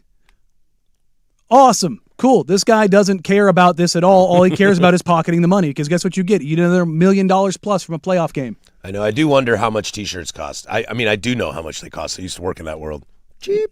Yeah, you also get them at a real discount when you buy 17,000 of them. No, you don't buy 17,000. You buy 34,000. You go for 2 games. There's 2 games. Yeah. It's the same T-shirt. Yeah. Look, I went to the Pelican series, game 3 and 4. Got hooked up from my old boss, and like those seats, like right behind the Blazer bench, right there at the tunnel, they're really rad.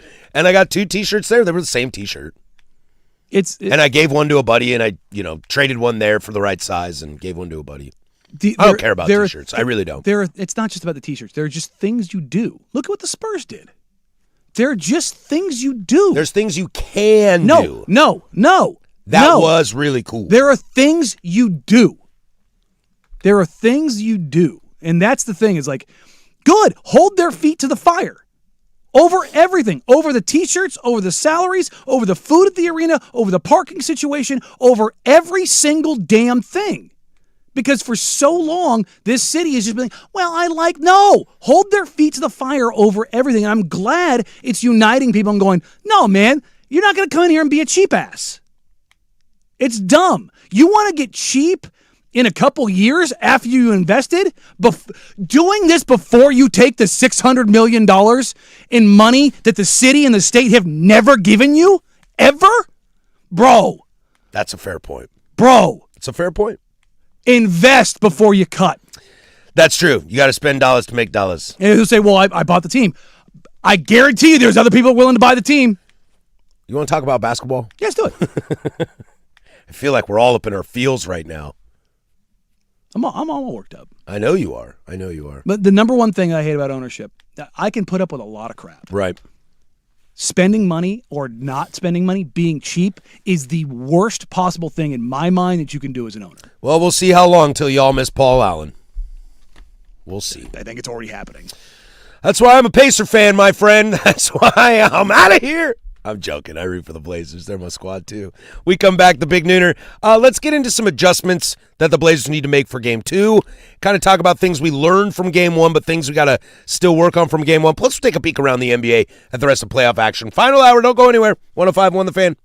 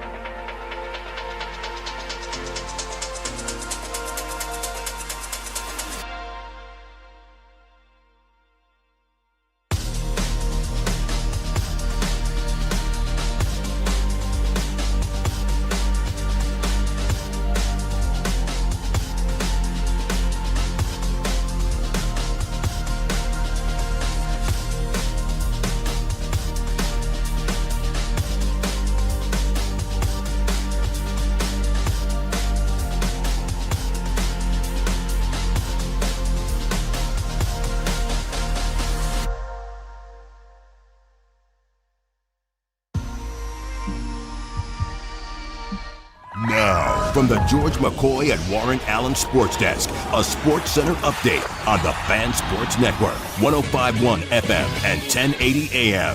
This Sports Center update is brought to you by Mountaintop Metal Roofing. No maintenance, energy efficient, fire resistant, and lifetime warranty. Do it once, do it right. Visit mountaintopmetalroofing.com.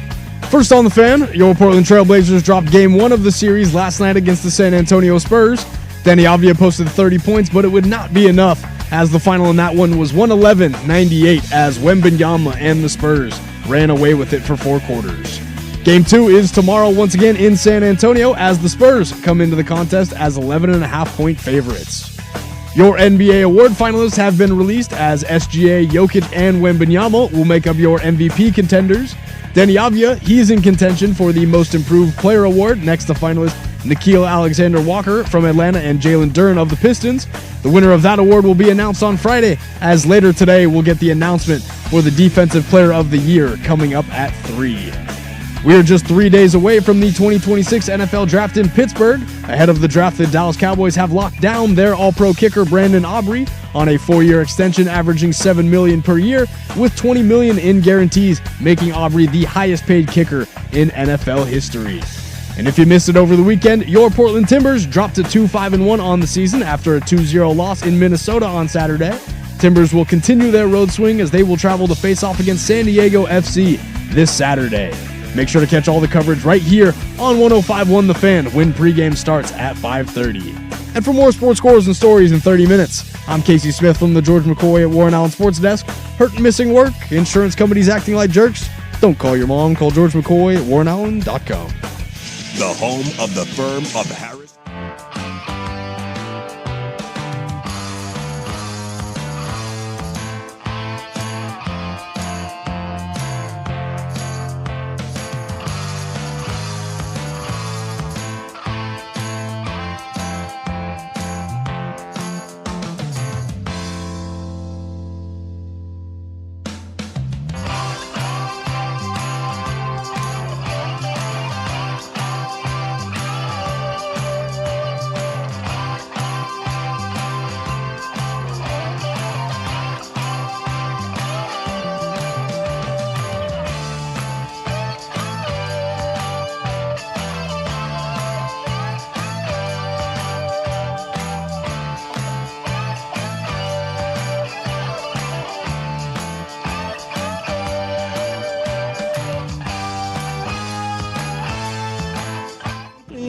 2 down, 1 to go here. The firm of Harris and Marang. We do this bad boy every single Monday through Friday from 10 a.m. to 1 p.m. Thank you for being a part of our day. We are stoked to be a part of your day.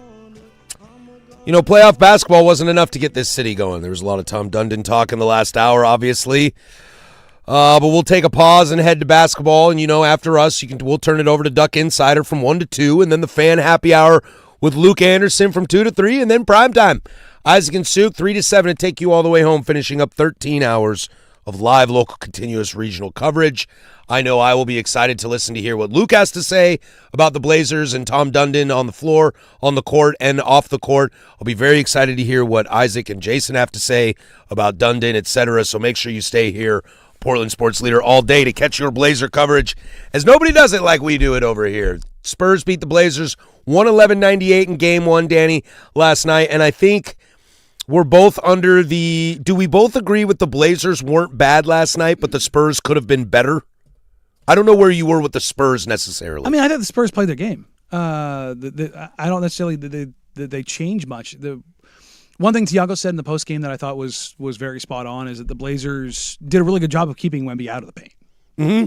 And to your point earlier that you said in hour number 1, Wemby ain't going to shoot like that from 3. And if they're expecting him to, that's bad coaching on them. Yeah, no. And they gave Donovan a chance on Wemby. I think that was hey, we'll give you a chance, big fella. We'll give you a chance. It did not go well. Hook. And that's what, Donovan's impact was limited. He only played 22 minutes.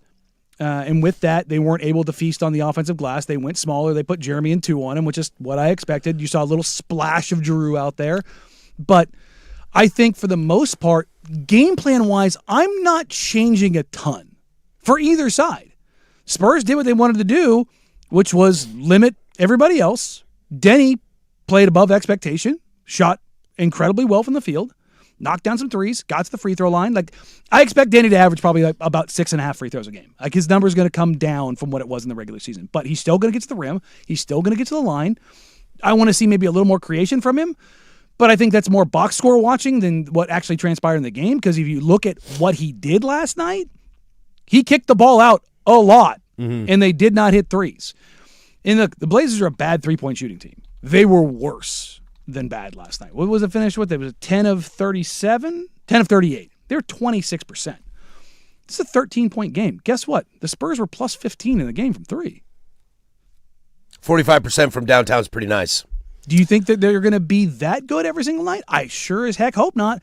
Because the Blazers, I'll tell you right now, if the Blazers can't hit threes and the Spurs are that efficient, done. This thing's cooked. Over. It ain't close. It's over. I have a question about Wemby for you, because we always talk about, you specifically always talk about like Jokic being the only one that's able to kind of body up Wemby, and that is true. We've seen some already epic stuff, and Chet being a finalist for Defensive Player of the Year is nice for Chet, but he always gets cooked by Wemby, it feels like. And there's some personal beef there between those two, obviously. Which I love. What is it about Jokic that can body up on him that, say, Donovan can't? Is it just that? Because there's similar-ish size in Donovan and Jokic. Jokic is a little thicker. Jokic has access to his body that and that's what I was going to say. It's because Jokic can play that perimeter. You don't want Donovan coming out to guard him. Not even that. Number one, Jokic doesn't guard Wemby, like, at all. In their matchups, he doesn't guard him. Yeah. They put Aaron Gordon on him. They don't want Jokic trying to, because Jokic will get fried by him. So what is it that Donovan needs to be better at when defending Wemby? Or is it just like, we're hosed because it's Wemby? You're hosed because it's Wemby. Yeah. He doesn't have the foot speed to move with him on the perimeter. You got to try to find something out, though. I hear what you're saying. What you do is you try to hide Donovan on Steph Castle. You try to hide him on De'Aaron Fox if somebody else. Just protecting the paint? Yes. Because he can't move with Fox. No. You don't want to do that. But if you have to in a given possession because of a switch or something like that, you'd rather have Fox shooting a three than Wemby shooting a three. Without it. Would you? You would. Okay. You would. Is De'Aaron not a good three-point shooter? No, throughout his career. I think he's got 1, maybe 2 years of like average to above average. Okay. That was always the knock on. Like, he's a Kentucky guard. They're not. Never have been. With Booker. Book. Yeah, like, Book's the only one. SGA to an extent, but he's not a volume guy. Like, no, he loves that mid-range. Dude. He's Michael. Malik Monk, I guess you could also put in that he can shoot, but he's also not a starter in the league as far as like one of those guys. But Kentucky guards get downhill. And I guess Jamal Murray. I guess I shouldn't have said Kentucky guard. And Reed is shooting the lights out. So I guess they've had some guys, but the traditional Kentucky guard, I'm thinking more of the John Walls of the world, the guys who really get that paint penetration. But yeah, I think they did a pretty good job. Like, Steph Castle was good. His box score was 17, 7, and 7. Yeah, Steph was good, but he couldn't hit a shot.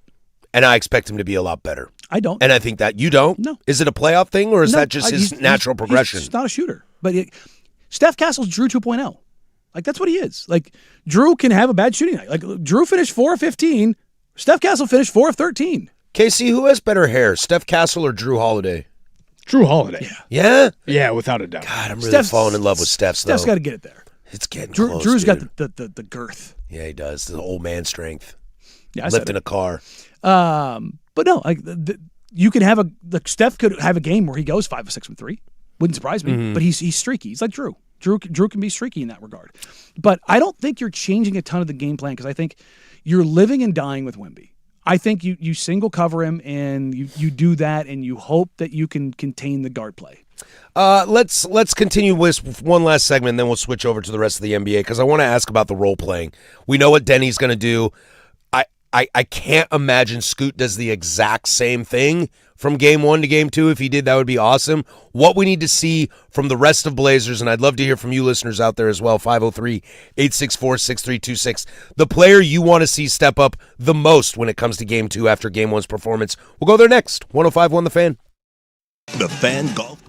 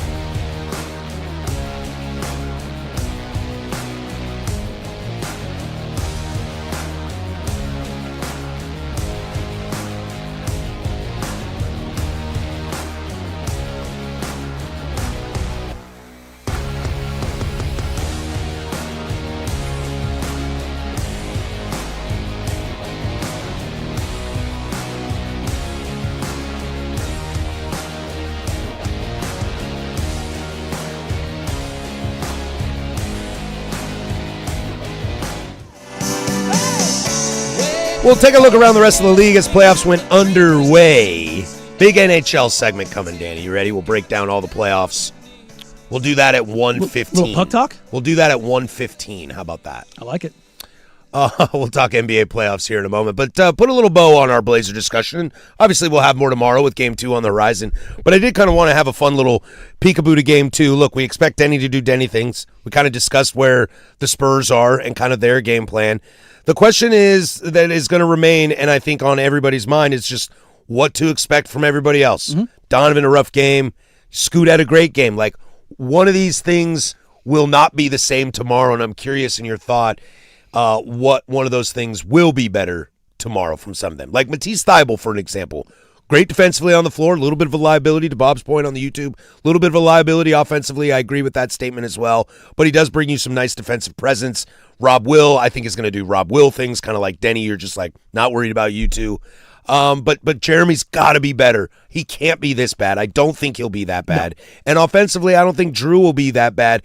The question is can you keep Scoot on a hot hand like this? Because we were just talking in the break, you and I off air. Scoot's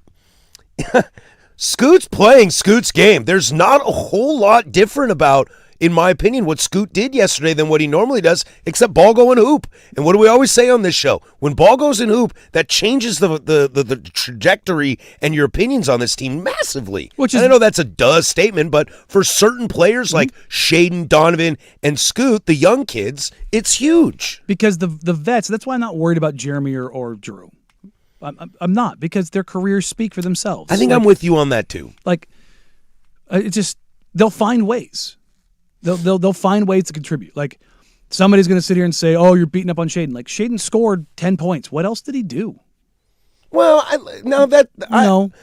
actually thought he had some nice off-ball wannabe creation, and there was some nice hustle energy from him. But what does he do? Is he creating for others? Is he defending? Is he grabbing rebounds? Is he getting in passing lanes? No. Well, right now I need Shaden to score. That's what I need. Yes, but that's the thing. Is like, if he's not scoring, what else do you do? It's the Drew argument. Mm-hmm. Yeah, Drew shot like crap. Yeah, but guess what? He still had 11 assists and 1 turnover and was playing defense all over the board. He had the worst shooting percentage of any starters, and other than Scoot, he had the best plus-minus margin. Because he does other stuff. Because you do other stuff. And this is what 16 games does to you. You find out what other teams think of you. If they're willing to let you shoot, they don't think of you as a shooter. If they're willing to let you drive, they don't trust your creation. If they're hunting you defensively, they think you're ass on defense. And that's my concern, because I thought the Spurs had a great game plan, and one was that make these guys shoot threes. And the Blazers proved to them why that works. If you want to see what the NBA actually thinks about you, get to the playoffs. They hunted Shaden Sharp last night. They'll play, like, if you're looking on the floor, you've got Drew Holiday, you've got Tumani Kamara, you've got Denny Avdia, you've got Jeremy Grant. Who are you going to go? Bring me him. I think Scoot Henderson perked a little eyebrows last night in San Antonio. Even from fans who are probably like, that Scoot guy, huh? Not a bad game for him. Scoot's been playing better defensively over the last month. Especially with the balls in front of him, I don't really worry about Scoot. Off ball, still a little whoop every now and then. Shea's effort and intensity wanes there. And I'm not killing him. I'm not crushing him. He's not the reason they lost. You hate Shaden Sharp. I heard you say it's the reason they lost. Jeremy didn't hit shots. Drew didn't hit shots. Yeah, there's a lot of didn't hit shots. There's a lot of meat on that bone. I told you in the break, I didn't see anything from the Blazers last night that made me think that they can't win a game or two in this series. I didn't. I'm still with you. I think they can. I don't know if they will, because I still live in a camp that believes that there was a lot of San Antonio that could have gone better. Carter Bryant could have had a better game. I still think De'Aaron Fox and Steph Castle can score more. Champagnie, I think, can score more as well. But, I think if anything... You've got 4 Blazers that could have been a lot better. That is true. And they're major contributors. And I do think that the Blazers have shown that despite, the fact that San Antonio was up by 20 at some point in that game, I don't think the Blazers are a very fun team for the Spurs to play right now. I don't think they're very stoked that this is their introduction to the playoffs this year. Not just this year, but a lot of them for the first time is a pain in the ass Tumani Kamara, a pain in the ass Denny Avdia, and a vet like Drew Holiday. That's not... That OKC is on the other side going, Dylan Brooks? Okay, sure. Just please don't punch anybody else. I'll let you know when we're sitting Shea for the rest of the game. Was there any point in that game last night where you thought the Blazers didn't have the effort and requisite intensity required? No, I was very happy. There was some lull in the third quarter right before or it was after I think it was right before the run, where I was kind of like, this is getting a little out of hand. Then they went on a nice run. It wasn't because they were playing. No. It wasn't because they didn't have the intensity. It's because the ball wasn't going in. And they were able to make a run without Denny. Mm-hmm. And that was impressive to me because sometimes I think I worry about teams. We'll talk about the Lakers here in a moment. Like I was really Speaking of ball going hoop. I was really impressed by LeBron because now LeBron is, a top 5, if not the greatest player of all time, depending on how you look at it all. But there is an easy way to say, like, oh, man, Denny's not on the court. Luka's not on the court. Like, we're not going on a run. Let's just make sure we don't carry on more water, Like, let's make sure we're not drowning out here. Mm-hmm. To where the Blazers went on a nice little run without Denny. And I think that does speak to effort and desire and coaching. Shout out Tiago for that. Did you like Tiago yesterday? Yeah, I didn't. There was nothing out there that I thought he gave Donovan the chance. He's earned it. He's been your guy. Agreed. You give him the chance. If it's also big man love. Big man on big man love. 100%. I thought he pulled the right levers. I thought, you take a look at the minutes last night, right? Go up and down the list. Denny's playing playoff minutes. Denny's playing, basically 40 minutes, right? So after that, you've got, let me sort this back up again. I got all kinds of weird. Drew, the guy you trust probably most outside of Denny, right? Just short of 36 minutes. 2 plays 32 minutes. Scoot plays 27. Shaden, 22. Donovan, 22. Tease, 21. Jeremy, 20. Rob, 16. There's your rotation. And I think a lot of it, too, when it comes to Tiago is this is where you can lose as a coach, but a lot of coaches aren't out there winning because of their coaching. No. This is just your rotations are right, knowing when to call a timeout, feeling the flow of the game, and I do trust Tiago in some of those moments. This texter brings up the point that I think is the number one thing that's got to change for number 2, and this is what game 2, and Danny, we talked about this on Friday leading into the series. Why did the Blazers not attack Wemby when he was out of the game? I get it with Wemby in, but when he's on the bench, they were better than when he was on the floor for the most part. They need to take care of those minutes. What was the number one thing I said on Friday? Yeah, you said those 18 minutes that he's not going to play. You have to win those minutes. And they didn't. They got smoked. They got smoked in them. And there was Cornette kind of whooped their ass. Mm-hmm, and that has to change. And if this is a Donovan Clingan, your job is now on Luke Cornette. That will solve that problem right there. Luke Cornette can't go for 10 and 6 and a +9 in 14 minutes. That has to be reversed. Absolutely. That has to be a -10. That has to be a -9, -8. Like, you have got to make your hay. Everybody's like, well, Wemby was only a +4. It's like, yeah, but did you see what he did? You know what I mean? Like, their biggest plus-minus swing, and I'm not saying this is the end-all, be-all. Dylan Harper's on the floor for 23 minutes. They were +18. It's just under a point a minute. Yep. When the young guys are on the floor, when the non-water carriers are on the floor, when you have a chance, you've got to make hay. And that's probably when that rotation is going to have to really come into play, because you can't use those moments to just have Matisse Thybulle out there and Rob Will out there. That's too defensive heavy. Someone's going to have to step up and score in that moment. You would think it's Denny, but is Denny going to play 42 minutes? The guy's got to sit at some point. That's where I need Shaden. That's where I need Jeremy. Drew. Yeah. And Scoot. Like, that's 4 names. Donovan. 4. Donovan is 5. That is 5 names right there. That's why that should be scoring in those 18 minutes. When we were talking off air, where I was just like, yeah, the Spurs left some on the bone. The Blazers left more on the bone. I wouldn't be mad if Tiago took a timeout whenever Wemby left the floor, just to put in the straight roster of what you want. Yeah, but if you do that, you're Wemby more time. I know, that's stupid, but still, like, that's how much those minutes need to be taken back. That's how much I agree with your statement from Friday. I am going to very, very, very much lock in when I see Wemby going to the bench. Without a doubt. Does Tiago have somebody ready to go? That's the new thing for me. That's my entire game 2 plan is who is on the court when Wemby's not. Keep it tight when Wemby's on, when Wemby's off. Gotta make a run. Hay. Gotta make a run. If that means you have to alter Drew and Denny's rotations a little bit so that they're out there then. They can handle it. Drew especially. But the problem with that becomes you have to buy Denny and Drew rest because of the ask on them. Denny on offense, Drew on both ends of the floor. You have to buy them rest, and if you do it with Wemby on the floor, what happens? It's a closer game. Yeah. So it can get a little sideways if you don't have your offensive components out there, which makes it more incumbent on Shaden and Jeremy to make hay. And inevitably, that's where I think it all falls apart, is that it's just not enough scorers. Mm-hmm. That's it. Not enough guys that'll make what shots. were the two biggest concerns coming into the season for the Blazers? Was it playmaking and scoring? Yes. Ta-da! Guess what 16 games does to you? Highlights your shortcomings. It exacerbates them. Yeah, that was what a texter said earlier. Yeah. Can't shoot all year, and guess what happens? Can't shoot. Let's take a pause from the Blazers, though. Let's head over to the rest of the NBA, as there was some okay playoff games this weekend. At least statements were made. We'll throw it to Casey with sports. Now, from the George McCoy at Warren Allen Sports Desk, a Sports Center update on the Fan Sports Network, 105.1 FM and 1080 AM. First on the Fan, your Portland Trailblazers dropped Game 1 of the series last night against the San Antonio Spurs. Final in that one was 111-98. As Denny Avia, he posted 30 points, but it would not be enough as Wemby, he finished with 35 en road to the victory for San Antonio. Game 2, tomorrow once again in San Antonio as the Spurs, they come into the contest as 11.5-point favorites. Your NBA award finalists have been released. SGA, Jokic, and Wembanyama will make up your MVP contenders, as Denny Avia, he is in contention for the Most Improved Player award, next to finalists Nickeil Alexander-Walker from Atlanta and Jalen Duren of the Pistons. Winner of that award will be announced Friday, as later today, we'll get the announcement for the Defensive Player of the Year, coming up at 3. We are just 3 days away from the 2026 NFL Draft in Pittsburgh.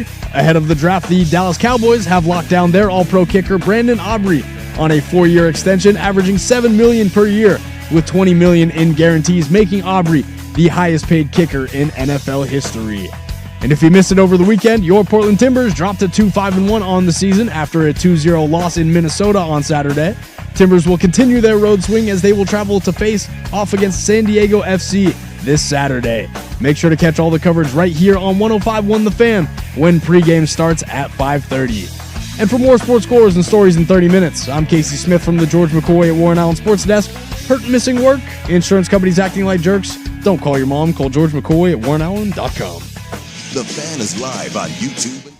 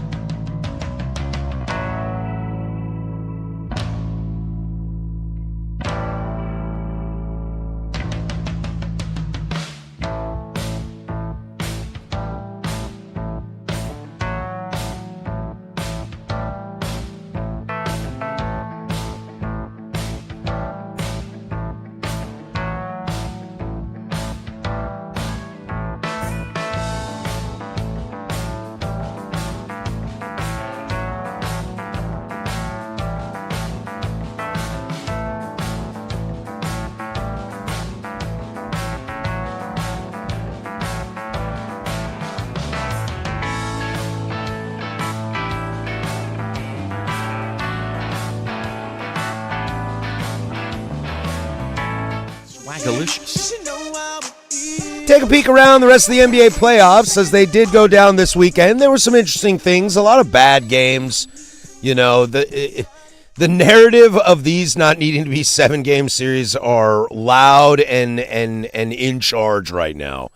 SGA did not play in the fourth again.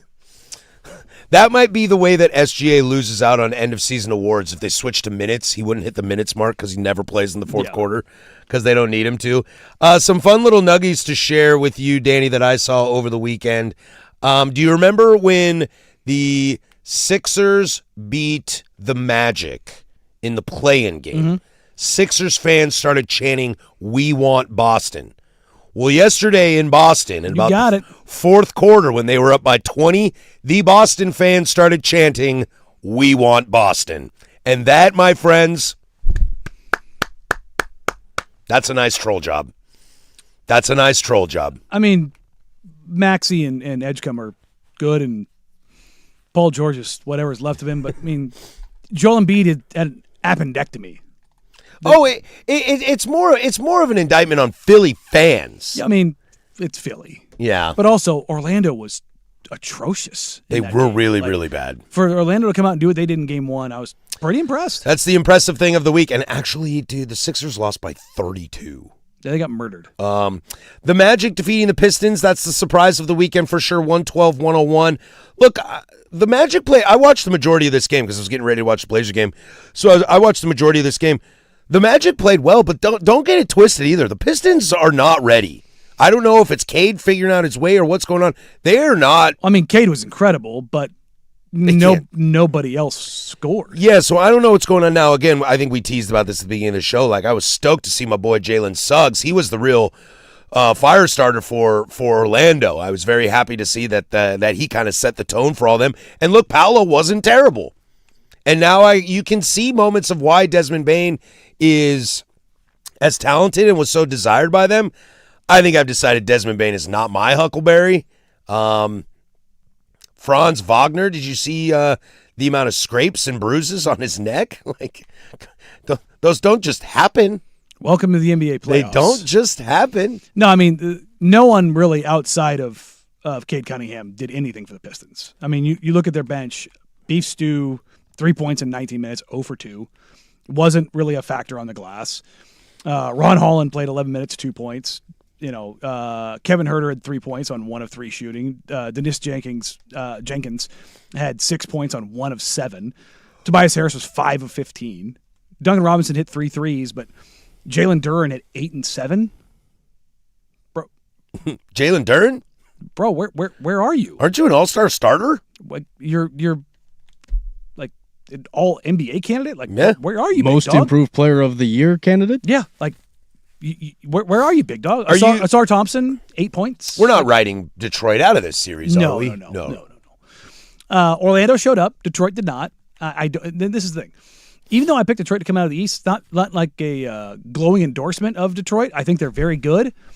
You just hate Boston. Oh, and not just that. I just don't trust any team in the East. Mm-hmm. Boston, New York. No. Beyond that, the only guys on this roster for the Pistons where I'm like, yep, are Cade, Asar, and Jalen. Everybody else I can see being replaced on this team. But they've got the bones of a really good team. But guess what?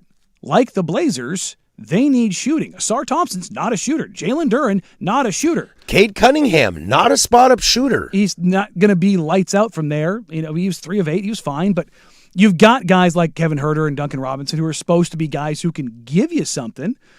But between those two guys, you get 12 points. You get 12 points. Like, that's just not enough. I mean, when you look up and down the box scores, Cade had 39, what did he do? He was finished 39, 5, 30 plus. 39, 5, and 4 in 40 minutes. Paging literally anyone else. Well, he's got a little Denny in him. He'll go to the hoop. He ain't afraid. Bro, look at both of their box scores on the season. They were the same player. I've been saying it all season. Yeah. Like, it's like the difference between flirting and sexual harassment. It's like it's just you like it from one guy, but you don't like it from the other. It's like it's whatever your particular flavor is. Old man LeBron showed up.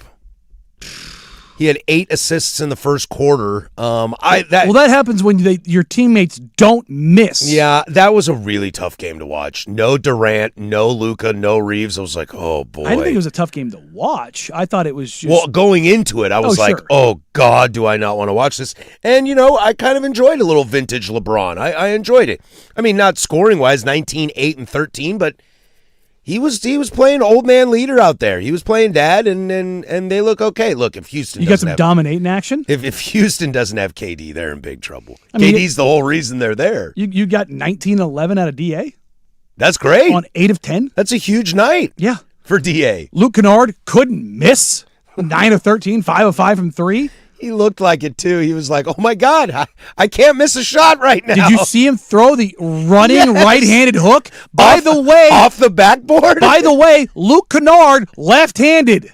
He threw it off the backboard. It was just like, bro, what? I think he called bank. I mean, it was just, they couldn't miss. And he is the weirdest white guy running around that I've seen in a long time. He needs to shave his head, too. Yes, he needs to let that go. The Lakers shot 65% from the free throw so line. Awesome. No, for the free throw line. Oh, that's terrible. But they shot 61-53 from the field in 3. That's so dope. They did not miss. It was disgusting. If the Lakers go on a run without Luka and Austin Reeves, I'm so here for it. That's how LeBron goes out? Yeah. What do you think about me now? Wins a title with a bunch of schlubs and DA. And my boy Rui Hachimura. Look, how many Zags do I need in the NBA playoffs right now, Danny, to get you on board? I don't care. Because I got Suggs played well. Chet was good. Cool. They suck in college when it matters most. That is true. That might be a few problem. Yeah. And lastly, look, and this is why this player drives people absolutely nuts. Did you see Karl Anthony Towns? Mm-hmm. If Karl Anthony Towns played like that Hawks every night, they had no answer for him. If he played like that every night with that kind of intensity and energy and leadership, and you don't get 10 free throws in the playoffs without going to the rim. Like, he was so... This is why Cat is good. Well, Cat's incredibly talented. When you see him, you're like, this is why he's good. And then when I watch Game 2 and the Hawks win by 10, I'll be like, this is why I don't want Cat on my team. CJ left a lot of meat on the bone in that game. It felt like he was doing... I agree. CJ was not very good. It felt like he left a lot of meat there. He was okay. But his ask for the Hawks right now is a lot. I was thinking about doing a segment on this later. Oh, hey, real quick, Jonathan Kuminga, was he Mount Rushmore? Was he good there? 0 of 2 from downtown, 3 of 7 from the field, 8 points, a -7. Just wanted to Hall of Famer Jonathan Kuminga. Wanted to say when people were screaming about trading for him. I was thinking about doing a segment on this week, but maybe we don't need to. What in the world is going on with Zachary Risacher? What do you mean? He had 2 minutes. Mm-hmm. That's a number 1 overall pick. Mm-hmm. 2 minutes. Welcome to a weird draft. You want to know what teams think about you? Get to the playoffs. Oof. You want to know what your own coach thinks about you? Get to the playoffs. Quinn Snyder's like, I'm good. Because Snyder didn't draft him, right? Snyder wasn't the head coach. This is his first year in Atlanta, right? No, 2 years. 2 years? 2 years. Um, He might have been there when they drafted him, but I think they just picked him up. His Hawks team's a little fun. I want the Hawks to win that series just because of the chaos. And I hate the Knicks. It's not even that I hate the Knicks. Well, I do hate the Knicks growing up a Pacer fan, but I just hate that roster. I like Josh Hart. The one that's been most fun for me was all of the and Anunoby. All of the Raptors fans like, yeah, no, where? And then you got absolutely mollywopped by the Cavs. That is the series I'm going to watch the least amount of games. Toronto out. No, that's not true.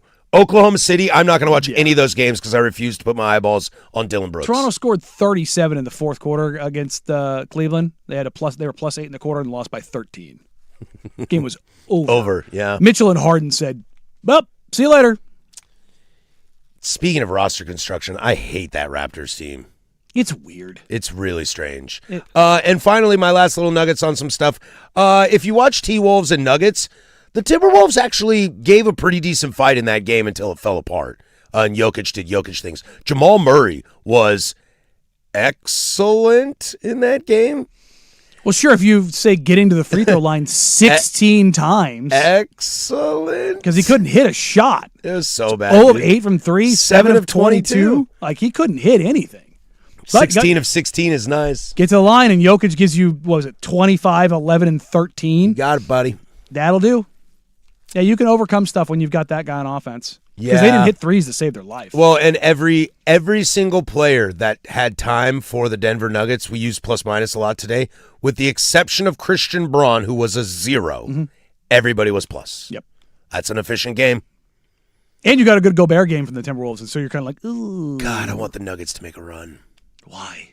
Because I like Jokic. I want him to get another ring. I don't care. If Jokic got another ring, he'd be the best player of all time. No, he wouldn't. Maybe. No. Closing arguments next to send you on your way. 105.1 The Fan. It's time for Easy Play, brought to you by Home Z, making home improvement easy. Here's the payoff. Deep into center field. Going back. Back it goes! Oh my God! A monster moonshot here in Sacramento as Murakami, a grand slam here in the 7th. Chris Casey there, White Sox. Moone hitting Moone shots. Boy, I can't believe this guy got signed as cheap as he did. And I've said this 1,000 times, and Casey keeps telling me before we do these things, I got Murakami if you want it. I keep bringing it. If he's going to hit dingers, I believe he's 3rd in baseball in home runs right now. That is absolutely fantastic. This Easy Play brought to you by Homesy. Use Homesy's online calculator to estimate your project instantly. Make it easy. Call Homesy. That's HOMZE. Homesy.com. We just finished our...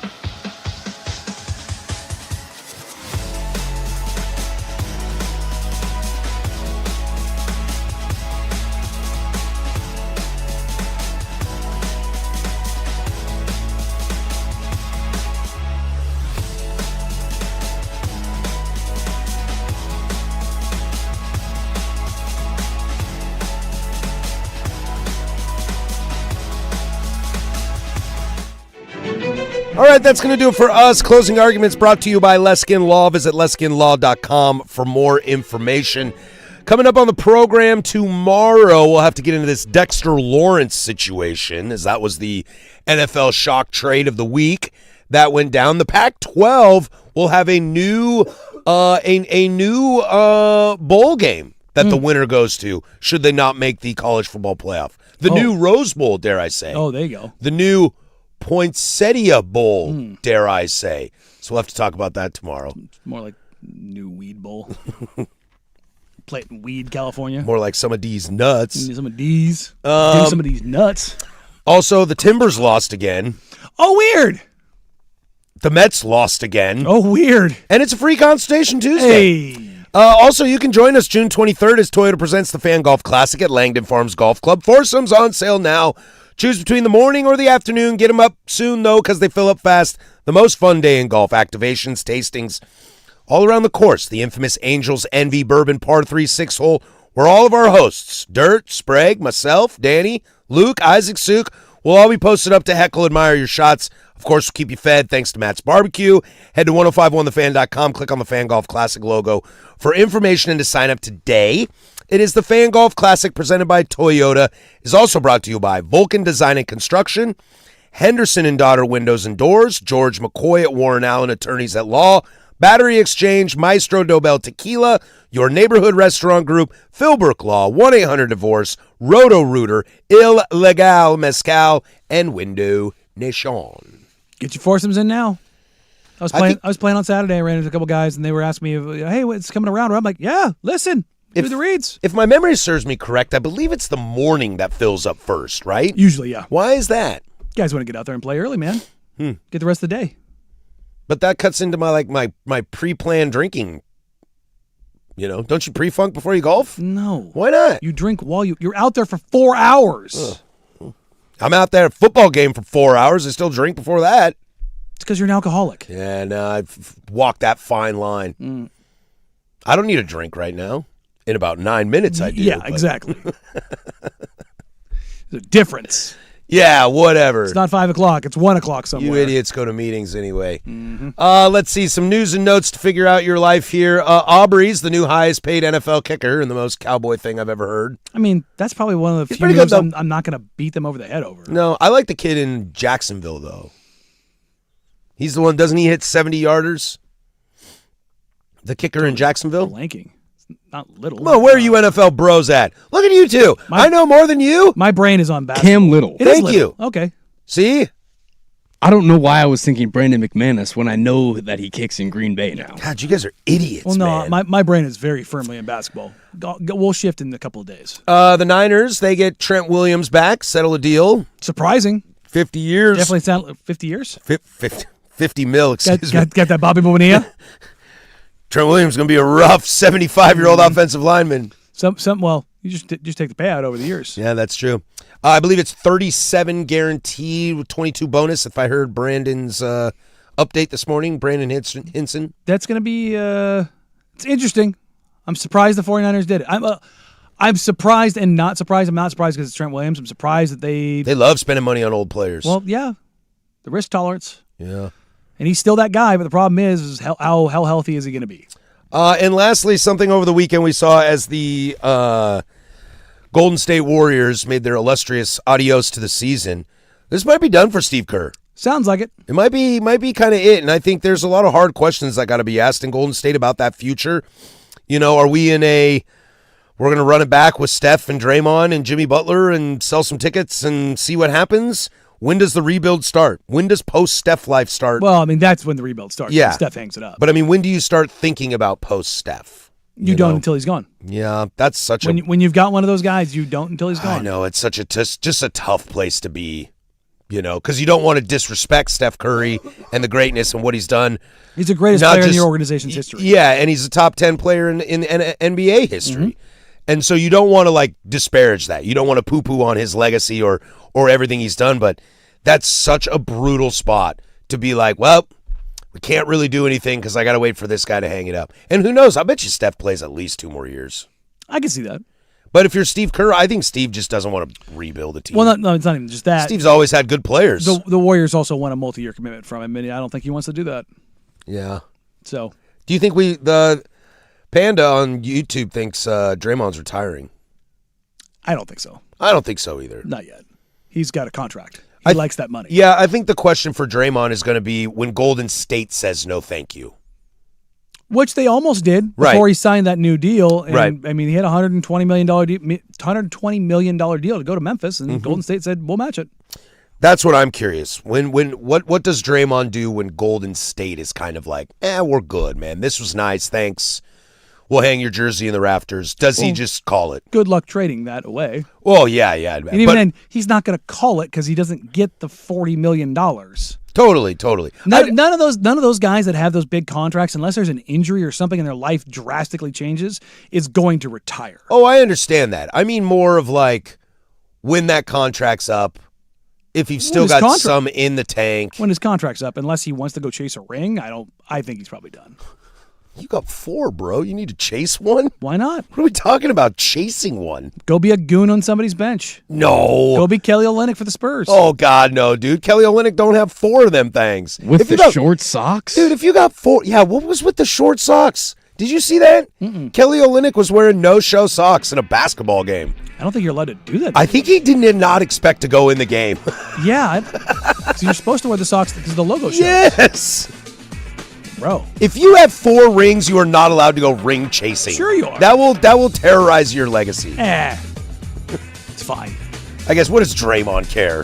Everybody hates him or loves him anyway. There's no in between. Oh boy. It's my brother in insufferability. I think I'm okay with the 4 rings. I'm gonna call it a day on the 4 rings and just be okay with it. Closing Arguments brought to you by Leskin Law. Visit leskinlaw.com for more information.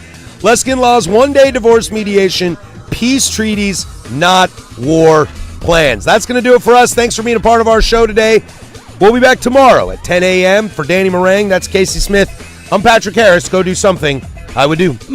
Bye.